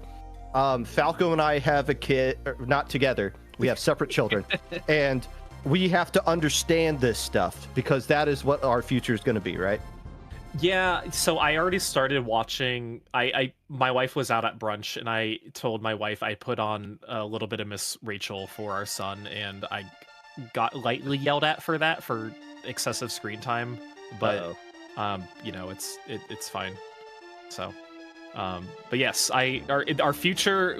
You're right. We have to be on top of things. We have to be aware. So we gotta keep up with the cool kids, you know. I wish that I could be like the cool kids. I like to think that we are the cool kids here in this scenario. But not as cool as Ball Up Top Squared versus Path of Radiance, a rematch of a game that went set that went to a game 5. Ball Up Top is not the same Ball Up Top team that played last month. Last month we had a Ball Up Top team that finished tied for 5th place. Now, this is Ball Up Top Squared. It's literally just one person that's the same and 3 different players from the last time. So it's not really even close to the same team from last month. However, we do have players from Caniac Central, I think Bagel Time, there's some low ink representation on this, I would assume is be called a pickup. But Path of Radiance looking to get some revenge against their only loss so far today. Yeah, and I think Nerf is going to be bringing out one of the only weapons we haven't seen too much today. It's going to be custom dually squelchers. Everything else has kind of been what we have seen from some of these players. So I love the pick. Obviously not super conventional, but it's going to be such a fun one for us to see. And a very support-heavy type of comp. You're going to have the beacons and the chumps, so it's going to be always fun to see how they can utilize with their team, but they're going to be needing to try and do that a little bit more as Path of Radiance able to just take control and get the lead. It looks like, or no, Ball Up Top, I'm sorry. I believe our colors were, I don't know if they were flipped or not, but they're able to take a little bit more control right now, and yeah, just kind of a lot of back and forth movement. The key for Ball Up Top, and we've seen a lot of Carbon play today, not just the last 3 teams, but there's been a lot of Carbon and low ink. But Nof 24 has been a head and shoulders above pretty much everybody else. If this will be the last low ink we allow this player to play. They seem almost like a cheat code with what we've been seeing out in action. And Ball Up Top's been doing a good job of making sure they have a lot of paint and beacons coming from that Squelchies that they can maneuver around. So if I'm Path of Radiance and I want to get the win against this team, which I didn't do last time, I am making sure I know where Nof is at all times, and I'm sending 5 players to destroy them every time they're alive. Yeah, that's going to be the first person you try and get to make sure you can identify and take them down and kind of work back from there. But Ball Up Top looking very, very strong, controlling some of the zone. We can see Nof just waiting. They are tagged now, so they can't, you know, that's really the only downside, you know, when you're a sharking player like Nof who can try and kind of wedge. And look at that, the Reef Slider kills. Jeans is going to be getting some nice picks. Can they take down Nof? No, they can't. Nof is going to be cleaning that one up. Oh, and the wipeout, that is going to seal the cap for Path of Radiance as they try to start a lockout of their own. But Ball Up Top, oh, look at the beacon jump. Look at that. That is going to be the Squelchers and Nof coming from Do we have a you didn't open your map kind of scenario? And it looks like, well, it didn't really matter. But eventually they did find them back there. Maybe Path of Radiance set a trap. They were like, oh, we didn't know there was a beacon there until it was the last second. Ha! We knew we were there the whole time. Nicely done by Path of Radiance. And they've got Ball Up Top now balled up into their own side of the map and getting splatted all left and right. They're having a lot of difficulty splatting any of these players for Path of Radiance. Finally, they do, but they're down 2 players just Nof and the pencil. Yeah, and we're going to see where they can go. Ball Top in particular. Look at that. So close in a 3v1. John Skivity's trying to take it. Yes, they can get that pick. The knockout, the wipeout to seal the deal. So Path of Radiance executed that last 2 minutes perfectly. You know, they identified some of the jumps in from Ball Up Top, trying to break back into the zone, but were able to shut that down. That was such a fun, that was a fun game, Pop Gun. I did not realize they were using the splashdown blaster, and I don't think the pencil did either. until they shot right down into the range, dropped down, and was like, oh, it had like a little Looney Tune characters moment where they just kind of stopped there, pondered the rest of their life, and it's just like, well, I guess we're just going to lose game one. I guess that's just going to happen. John Scapiti and everybody else. Man, ball up top. And you know what really annoys me? That whole sequence was activated by one stupid reslider. Now, the play Gene's got after that, Gene's got a great double on top of that thing. But the only reason, well, actually, here's the replay. Yeah, I'll say it. The only reason they were able to get that is because they had a reslider. Now, they made the best advantage of it, but man, that sucks. Yeah, I think That too, sucks. and it forced Knopf to kind of turn around and take control from like the backside of the map, and that really turned it around. That made it very difficult for ball up top because they could not come back from that. Yeah, there was a reef slider cheese to kind of cap the zone, but that's the game. That's the game, baby. That's the game. So, obviously it gets the cap, and that's not that alone is not something that's really going to seal the deal. It's how everybody's going to react, and your teammates and your opponents, how they're going to react as well. So, yeah, that Path of Radiance, once they got the lead, they did such a good job. And like you mentioned with the splash, they're like, oh shoot, like I'm gonna get spotted. I'm just gonna aim up, but I know I'm going down. So we'll see what we can do from there. But yeah, it didn't work out for ball up top. They're going to be choosing a counter pick, which is going to be Splat Zone's Mahi. So a little bit more space to work with, I'll say, with less flanking opportunities, but still just a tricky map to play on.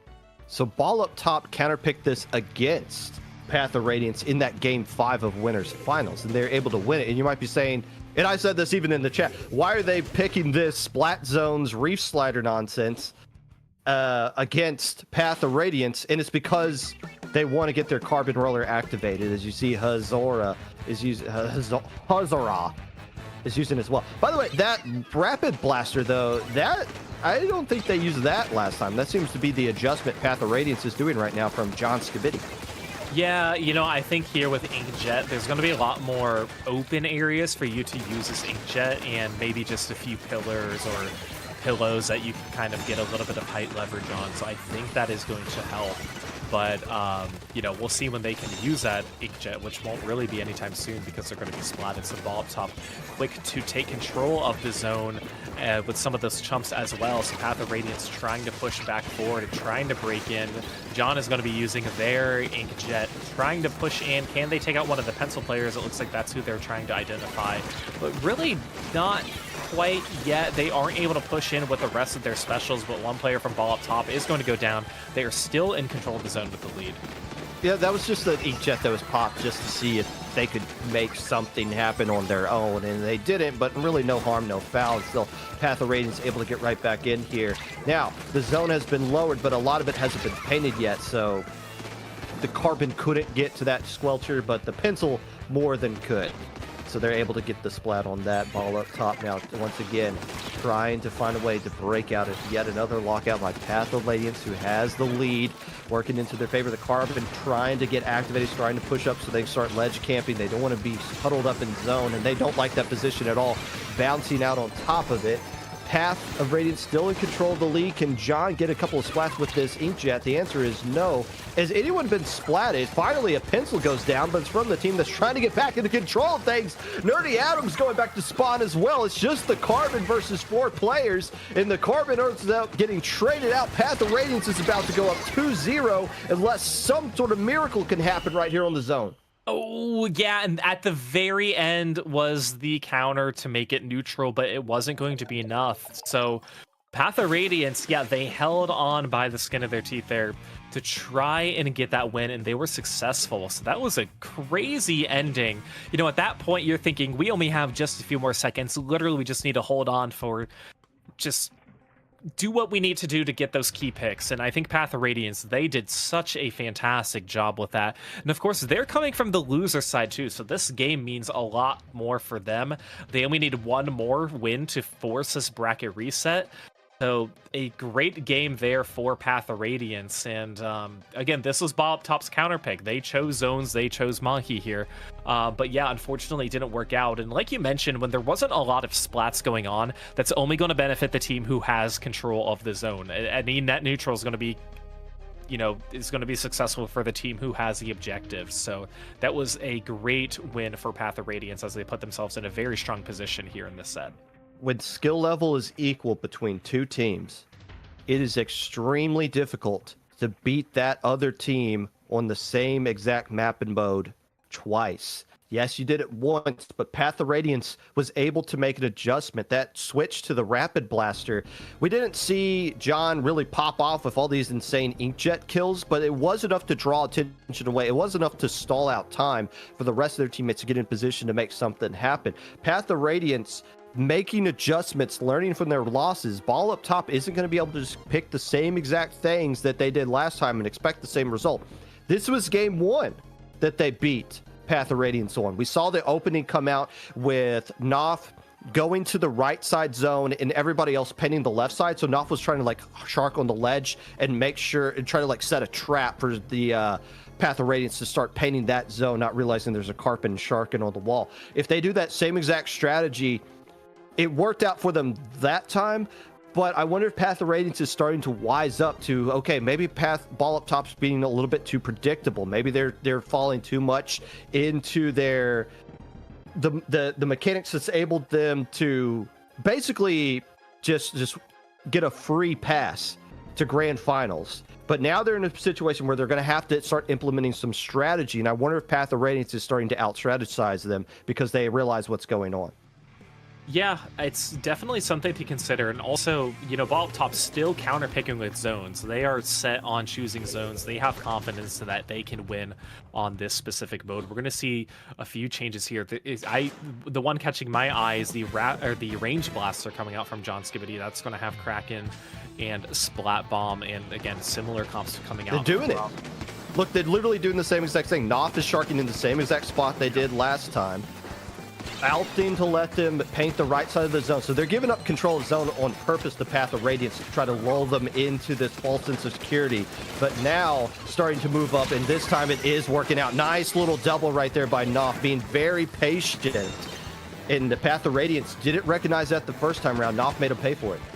Yeah, and like you mentioned, this is the exact same map and over it happened before when Nito and Nevi were on the mic. I was able to watch that one too, and that's exactly the same gameplay that Noth tried to set up. Wasn't successful, but hey, Ball up top as a team is a little more successful this time around than they have been in the first two games, setting themselves up. Still having a player advantage. The pencil's down, going to be respawning now. Cooler's going to be out from Val. That's going to be thrown here in mid as they're trying to take down John, but no, John is going to be retreating. Zuka's coming out as well. Kraken from John is going to be coming in to try and displace some of these members, but you really got to be careful. There's just not a lot of areas to move, and two players going to be down. It's just going to be John who's alive here, trying to stay alive, maybe trying to get a pick, but no, I think that's going to be GG's here, Pop Gun. Because you have the crab ready, you might have another cooler ready pretty soon, Chumps ready. Path of Radiance, they were not coolered, so oh my goodness, that is what a 180 of a match. I mean, it's not over yet. I don't want to get ahead of our, okay, now it is, but I did. Well, they're able to capture one side of the zone. And get another. Yeah, what happened there? The two zone. If this was not a two zone map, that would not have been the case. They took control of one zone at a time to contest it. I ate my words. I'll own up to that. But that was crazy. That was a crazy play. But Noth just waiting for a player from Path of Radiance to drop down. I think they're a little angry they couldn't get that win. I would be too. We will see how long Path of Radiance can hold out, because they held out to that zone for 47 seconds. Well, Noth has been holding out a long time on that shark, and it rewarded them with one splat. They got a Zuka ready to go as well. Oh, the nice little play by the pencil. Now, Noth was in kind of a bad position to deal with that. They couldn't really close the gap right there, but still, Ball up top able to stop the bleeding, get back into control of the zone, and they could probably create another lockout going here. But Path of Radiance is just happy to be right back on top of this one, or right back in this one. They're not on top of it just yet. A Kraken trying to plan some things out. But if Ball up top can't locate that carbon, this one's not going to go into their face. If Path of Radiance can't rotate the carbon, I should say, because Knopf has been doing a good job of just slipping away from everybody until the last minute. Yeah, literally just hopping over the cooler, taking down the pencil, who even used the cooler too, getting some picks. So ball up top, going to be getting that third pick here. So Knopf on top of things that we had been mentioning pretty much the entire time we've seen them in the last com block that we have seen them too. They've really been dominating for this team. Nerdy Adam's also been doing such a good job. They're going to have Crab at the ready. I would imagine they're going to try and want to get some height advantage before using that Crab. Chumps are going to be coming out from one of their teammates too. That's going to be the Dually Squelcher player. And again, just kind of some more back and forth, a little bit more scattered. But yes, you have to watch out for the Sharkers. You have to watch out for Hazara and Knopf to try and leverage your team to get in a better position. So ball top looking pretty good for them as we've just over a minute approaching here. Taking a look at the overhead map, a lot of paint on the side of ball top. They're able to get their beacon set up as well, which is something we're not used to seeing, but those 12Ts are going to provide a lot of opportunity for their players to get right back into the action if they need to, which I don't think they'll need to right now because that is a delayed wipeout. Path of Radiance, I think John was kind of hoping there'd be something to go along with that Kraken, but nope, it was just everybody just kind of backed up right now. And now they're going to have to do exactly what they did last time. Dogpile onto one of the zones, hope they can get a splat of somebody on the zone, which they do right there. 2 players down. Do they have enough to outpaint everything that's alive right now? It's pencil versus pencil. Just need to get that other side. Gene trying to attack the players on the enemy scene instead of trying to get the zone, trying to cut off the source of paint. Oh, it's so back and forth. I don't think it's going to be enough, though. The Dread Ringer gets eliminated. It's just a blaster versus the world. Ball up top stays alive in the set. Yeah, and they need to if they want to get this win. Of course, those last few seconds there, it got very, very close, but having that 2-player advantage really helped ball up top able to cap the zone and get the win. And of course, they're coming in from the winner's side, remember? So Path of Radiance coming in from the loser side, so still a lot at stake here. Take a look at the replay here with the last 30-ish seconds remaining. Remember, ball up top only had 1 unit remaining with a few penalty points, and it just kept getting capped over and over again from the side of Path of Radiance. And we're going to see it here once more come in, and then it's going to freeze, I think, again right here. Yes, that's exactly right. So there's just always this back and forth. And if you're Path of Radiance, you can't really be in any sneaky positions because you just need to cap the zone to keep it alive. So you can't strategize that much. You need to make yourself kind of a sitting duck, so it's always hard to overcome in that position. But the good news for Path of Radiance is they do have a counter pick. They're able to kind of choose what they want to do to maybe force a reset. So I'm sorry, I just saw the stats. Yeah, Knopf, we see the stats. Knopf got 21 KA. 21 and 4. Only 4. 21 and 4. Yeah. Jeez. Yeah. Well, that's what happens when you lose track of that player. They're 21 and 4 from your frontlining carbon player, and they didn't like win that one outright. They had to, they had to scrap just to make sure to hold on to the lead right there. Counter pick from Path of Radiance. It's going to be Clan Blitz at the museum. The 2 maps that they won on previous in the set was Splat Zones. In the winter set was Splat Zones, Robo Ramen, which they can't pick Splat Zones because they won on it already, and Tower Control Hagglefish. So I like the fact that they're not immediately going, well, let's go back to Hagglefish because we beat them there last time. No, and that wasn't even like a clean win. They had to come from behind to get things done. So now going with a different mode, Clan Blitz at the museum. They tried Clan Blitz at what's the mall place? How could I forget the name of this one? Barnacle. Yes, Barnacle and Dime. That went really well for ball up top. So maybe they're thinking, let's go to the museum. Let's try to get into a situation to where our blaster has a little bit more range they can work with. Maybe that's what they're thinking here. But they do have 2 games that they have to work with. So they might be throwing this one out there as, let's see if this one works. And if it doesn't, then we'll use we'll go back to like Tower Control Hagglefish and just try luck at that. Yeah, we'll see how it works here for Path of Radiance with this counter pick. Once again, no weapon changes. I mean, we're going to see the change from the range blaster to the the custom range to the vanilla range, or sorry, vanilla custom. Wow. So we are going to be seeing that splash out. Not going to be jumping very quickly. I think they tried surfing with a curling bomb and then went, nope, I am leaving this area. So they set their tone very, very quickly in this game as they tried to push forward. But of course, Clams is going to be a full map type of mode where you're really just going to be kind of getting a feel. Not a whole lot of positionings that you're going to try and take, and then you just got to, you know, take the clams as you get them, score as you get them too. So it's going to be a very interesting type of play and momentum for some of these teams, with Ball Up Top looking to be in that better position. I like the opening from Noph. You see that a lot on Clam on Museum. Somebody just dropping down to the right and trying to just see if the flank can work out. But everybody should be expecting that flank initially from the right. And when Noph realized, oh, I'm not going to win any fights here, let me just bail. More teams need to realize when to bail on that opening flank here right now, because it leads to more success afterwards with an additional push, which Ball Up Top is able to get control of mid here. Not much else, though, as things have kind of stalled out. They do have a lot of clams built up. The problem is, can they break through this defense of Path of Radiance? Yeah, it's going to be pretty tricky. Gene's able to kind of use the Reef Slider and get a little more momentum going for their team, but now caught in a 2v1 as Nerdy Adam's going to be taking that power claim, a two-player advantage now, trying to push up, but no, going to be taking down from John Skibbity, who's going to be going down two to the Zuka. That's going to be against nobody other than Noph, who's trying to push forward, and there's the power claim, and they're able to break it. I didn't see who scored that power clam, but Noph's going to be giving it up. I think they rely... tried to jump with the clam, but they rely so much on their sharking that if you have a power claim, it's a permanent point sensor on you, so they're not going to be as valuable as they typically are in that type of position. So that's going to be a one and done push for Ball Up Top. Ball Up Top's push swatted away. Couldn't even get out the top of the key with that one, as the Dread Ringer able to shut down anything. So basically an empty push for Ball Up Top. You get a Mercy Clam on the side of Path of Radiance. That Reef Slider didn't really accomplish anything other than opening up the door for Path of Radiance to have another empty push themselves, but wisely jumps out right there. And Gene saying, wait, why are you leaving? I was coming in. I thought we were going to fight this together. No, but I'm still going to survive somehow and get back to mid. Gene's lucky to escape with that one. And now Path of Radiance set up to start fighting for mid.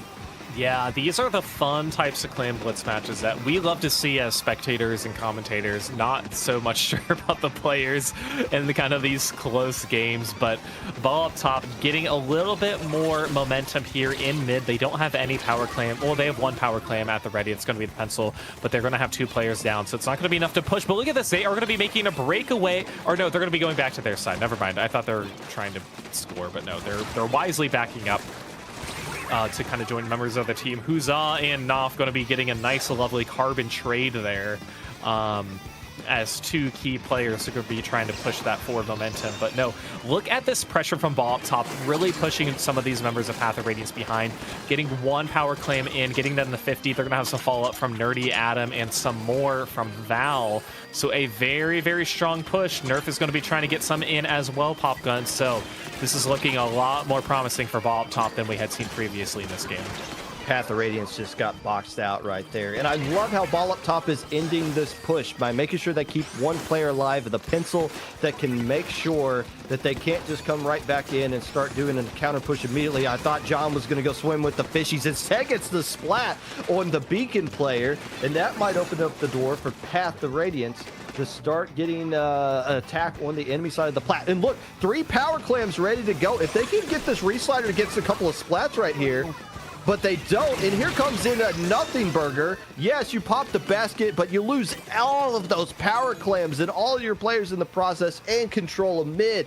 If that Re-Slider connected, it would have been game over. Instead, Ball Up Top likely in a good situation. They can close this one out. Yeah, the Nothing Burger scored, but all the condiments were still on the side. Nothing that was worth really trying to get that push. So not enough for Path of Radiance. I liked what they were going for, but at that time, you really got to get all those power claims in that you're trying to push, as we have about 16 seconds remaining here for Path of Radiance to try and score. Ball Up Top still looking to hold on to this lead, taking this to a game 5. one power claim ready on the side of Path of Radiance. That's going to be the pencil player who's going to be holding it as they're going to be trying to push forward as Ball up top holding on, starting this defense. And Val's going to be taking down John. More members coming in. 2 members are going to be down on Path of Radiance. Is there going to be 3? One of them still has a power claim. We will see, because there's really not going to be a ton of time as Ball up top's trying to respawn, but there's going to be a jump. I believe they're, oh yeah, a net 0 jump in that position. So this game is this set is going to game 5 with Ball up top and a strong defensive push. It all came down to that push that Ball up top made about 3 minutes in. Pop gun. This is the 6th set that Path of Radiance has played today, and it will be the 5th one that has gone to distance. Yet another game 5 for Path of Radiance, who couldn't close it out against Ball up top in the winners finals, but they get one more counter pick to get things going right there. Credit Ball up top's defense. They just never really opened up an opportunity. They did a good job of dodging those resliders. They knew they were coming. The reslider was the initiation special, but they always found a way to back up and get underneath that little lip area to make sure they didn't get caught off in the explosion. So it's like, okay, you exploded, you cleared a path, but you're not getting rid of us. Good defense forcing a game 5 as we take a look at the stats, and it looks like the pencil player popped off. So be it. Yeah, and that's not surprising as a pencil player, especially with a lot of cooler support. I feel like any, not to discredit anything Val's done, but cooler weapons tend to have overinflated KA at that point. They did what the pencil player's supposed to do. Exactly. They did their job. Stay alive, yes. Paint, and rack up the KAs with your whole team. By no means am I discrediting them on their abilities, and hey, they got the win, so there's really nothing I could say poorly about it either. Anyways, so they did such a great job. Path of Radiance is going to be choosing a counter pick. We're going to be going to tower control Hagglefish. So it's interesting to see this choice because again, some of these weapons. We have 2 pencil players. We have 2 carbon players, which is something you just never hear. Like each team having a carbon player. And I don't know, again, just still not a ton of paint on the surface on the side of Path of Radiance. So if this snowballs, it's going to be just so hard for them to kind of come back.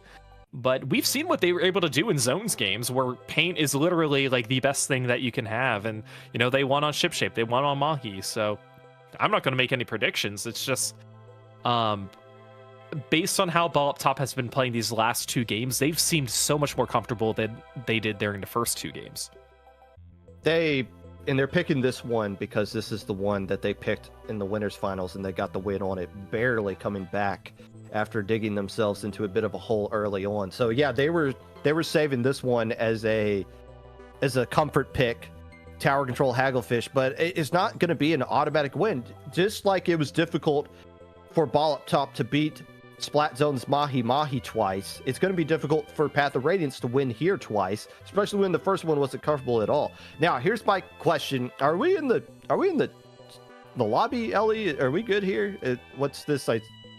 They started the match without you. Are they canceling?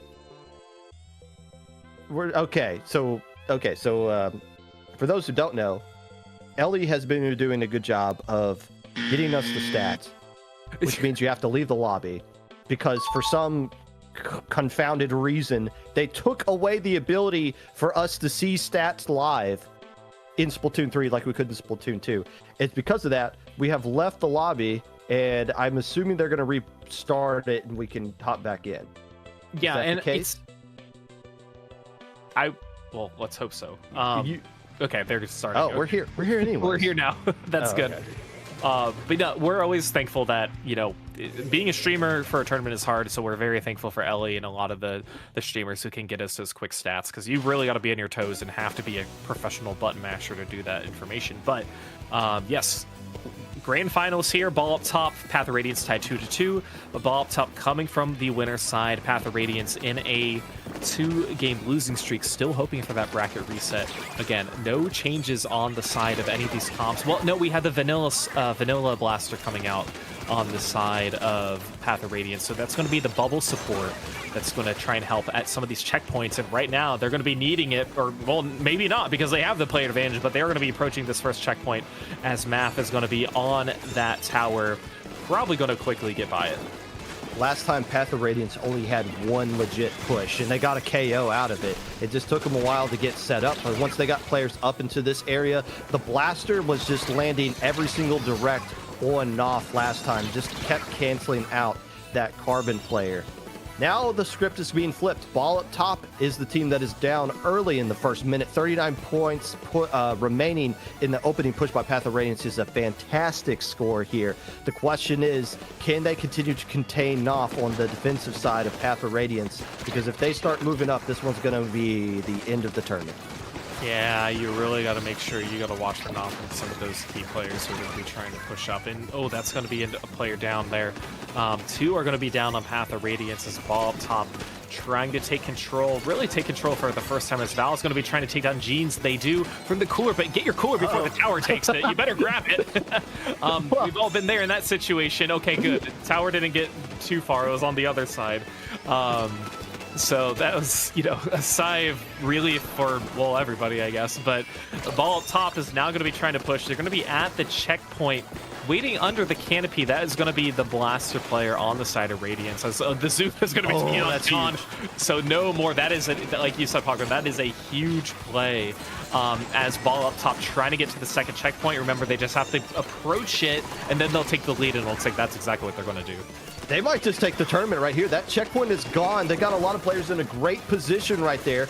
If they can deal with this Dread Renegade from Jeans, who can kind of arc shots against the tower a little bit safely, get splat on one more player, but they're still able to try to push that final checkpoint. The Carbon coming in at just the perfect time. Is this the end of the push, though? I think the answer is yes. Did they clear out the Carbon? No, the Carbon's still up there. And the Carbon's beating up people up top. All of this push is not over, Falco. Yeah, it is not over, and the Carbon finally is going to be going down, finally respawning. But look at this, Nerf is going to be in a position here under the canopy, but going to be taken down by Jeans, who's going to be pushing forward as well. So Path of Radiance, a major hill to overcome here with just about 2 minutes remaining. They just have to take it one step at a time, take it one checkpoint at a time. They do have, time is on their side at this point. But again, with how aggressive Ball up top has been, you have to watch for these flanks, and especially some of these flanks coming from this right side. But John is going to be taking out Nerf, which is going to be big. So Path of Radiance has a little bit more map control on their side. We're in a 3v3 situation now. The Path of Radiance, we will see what they can do with only having 2 players. They might have to kind of retreat a little bit. And yeah, this is a position where it's going to be a little bit more tricky for them, as they're going to have to regroup and start from scratch. They were not on the same page there at all. The Carbon Roller wisely recognizing, we need to get out of here. There's nothing here. But John was so far pushed up, it's like, well, I'm just going to stay here. So just a little bit of miscommunication of how they wanted to go about that as that push was falling apart. And it does open up the door for Ball up top to get the tower back into mid and to start flanking around. A nice pincer here on Jeans. And now the fight is just taken completely away from the tower with less than a minute left to go here. But Path of Radiance, things starting to land into their favor slightly. Val pushed up there trying to slow down the tower push initially, and they take care of the Squelchies on top of it. But here comes a nice crab defensively as well. John arcing the shots just perfectly to make sure they go on top of the crab. Knopf getting taken down here as well. Palco, there's something brewing. Yeah, there is, and we'll see how long it can cook as 2 players down on a Ball up top. Path of Radiance going to be approaching that second checkpoint right now. It is a little contested, though. Yes, 2 players behind. Can they take out both the players? No, one is going to be jumping out. Tower is going to be uncontested now. Jeans is going to be on it alone. Can they take out Nerf? No. Nerf is going to be on it. John is still alive, though. Tower is still moving. Can they get past the second checkpoint? Yes, they can. 3v3 situation. 2 players jumping in. 1 on the tower right now as Hozal is going to be alone on the tower. Can they stay on to survive? Get some jumps? No, it's going to be wipeout. Ball up top are your lowing January 2025's Alpha Grand Final champions. We haven't been talking about the Splash player all game long. The tournament came down to a Game 5 1v1 for the brackets, and it got won by Nerdy Adam. Welcome to the stream with your moment. John Scabidi going absolutely bonkers, just eliminating everybody, and then a Carbon versus the Splash. Somehow the Carbon gets up on the tower and wins the 1v1 with the Splash. Are you kidding me?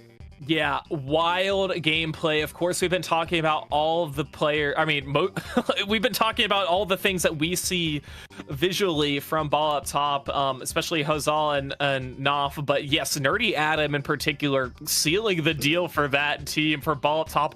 Look at this, the reverse sweep here in winners finals as Ball Up Top coming from the winner's side, able to hold on, coming back from an 0-2 deficit against Path of Radiance. And what a set, what a game. That one kept us on our toes, Pop Gun. And you know, it's unfortunate for us and the viewers that we don't see a bracket reset, but hey, Ball Up Top, they are thriving. They have to be having a good day here, walking away as the champions of a tournament that has over 100 teams participating. So congratulations to Ball Up Top. With 1 point remaining. 1 point remaining. You can't get closer than that. That is as close as you can get in that kind of set. If you're Path of Radiance, yes, you're not happy that you lost that one, but you just got to kind of tip your hat and say, GG. Like, we were with you. We just couldn't hang on. Maybe you didn't have the right kind of counter picks at the end right there, but what a hell of a set. And what a way to start off the year. This might be the biggest tournament of the entire year. 105 teams is what our total. That's a lot in Splatoon's day and age today. What a great way to kick off the year. Nicely done, everybody. Oh yeah, such a fun tournament, as always, and especially with a lot of, you know, I'll say on paper upsets that we've had. And I know seeding, once you have over 100 teams, it's just kind of, you know, kind of thrown in the dust. But yeah, what a great way to kind of kick off this year, especially for Low Ink, because it's always such a fun tournament to watch, to spectate, to just be involved in too. So this was a great one to see, and we can't wait for many more to come later this year. And that's going to do it here for us, because I can hear my kid screaming downstairs, and your kid can only watch Miss Rachel for so long. We're going to start wrapping this up here. Falco, it's been too long. It's good to be on the mic with you again. What are you up to? What's life like? Yeah, just hanging out, kind of working on behind the scenes for the LAN Championship qualifiers and coordinating with the TOs for the qualifiers and getting all that information up. So go to your local, whether it's a qualifier or not. Support your LANs, and they're a lot of fun. So been focusing on that. I haven't been streaming this year, probably won't really stream this year. Kind of thrown in the towel for streaming for the time being. So just kind of focusing on things that you know, I feel like I can really make an impact on the community, so I'm excited to keep that going forward and all that fun stuff. So yeah, it's a pleasure. Thank you for having me again, Popgun and IPL, and of course, thank you, Ellie, for being our wonderful streamer, providing us with some great stats that we can present to you guys. So it's been a lot of fun. Yeah, I saw Seed Battle yesterday. I know you don't create Seed Battle, but being able to watch that kind of event on a channel, a lot of people watching it is a good thing to see in this day and age. You can find me on this very channel tomorrow at 6 o'clock Eastern Standard Time. We're going to be doing a recap episode of the podcast. We're going to be taking your calls. We're going to be talking about everything that you saw the tournament this past weekend. That's going to do it from us here at Low Ink, the head TOs for this event. Myself, Brush, and Hoenn Hero, our amazing staff behind the scenes, verification, and talking to you guys in help desk all week long. Of course, our lovely and talented streamer Ellie, who did a fantastic job of keeping all of you entertained in between the breaks. I don't know how you guys find that entertaining, but so be it. Eagles currently up over the Rams 16-13, 2:19 left to go in the third quarter, that one being played in Philadelphia. We will see you next month with another edition of Low Ink here on IPL.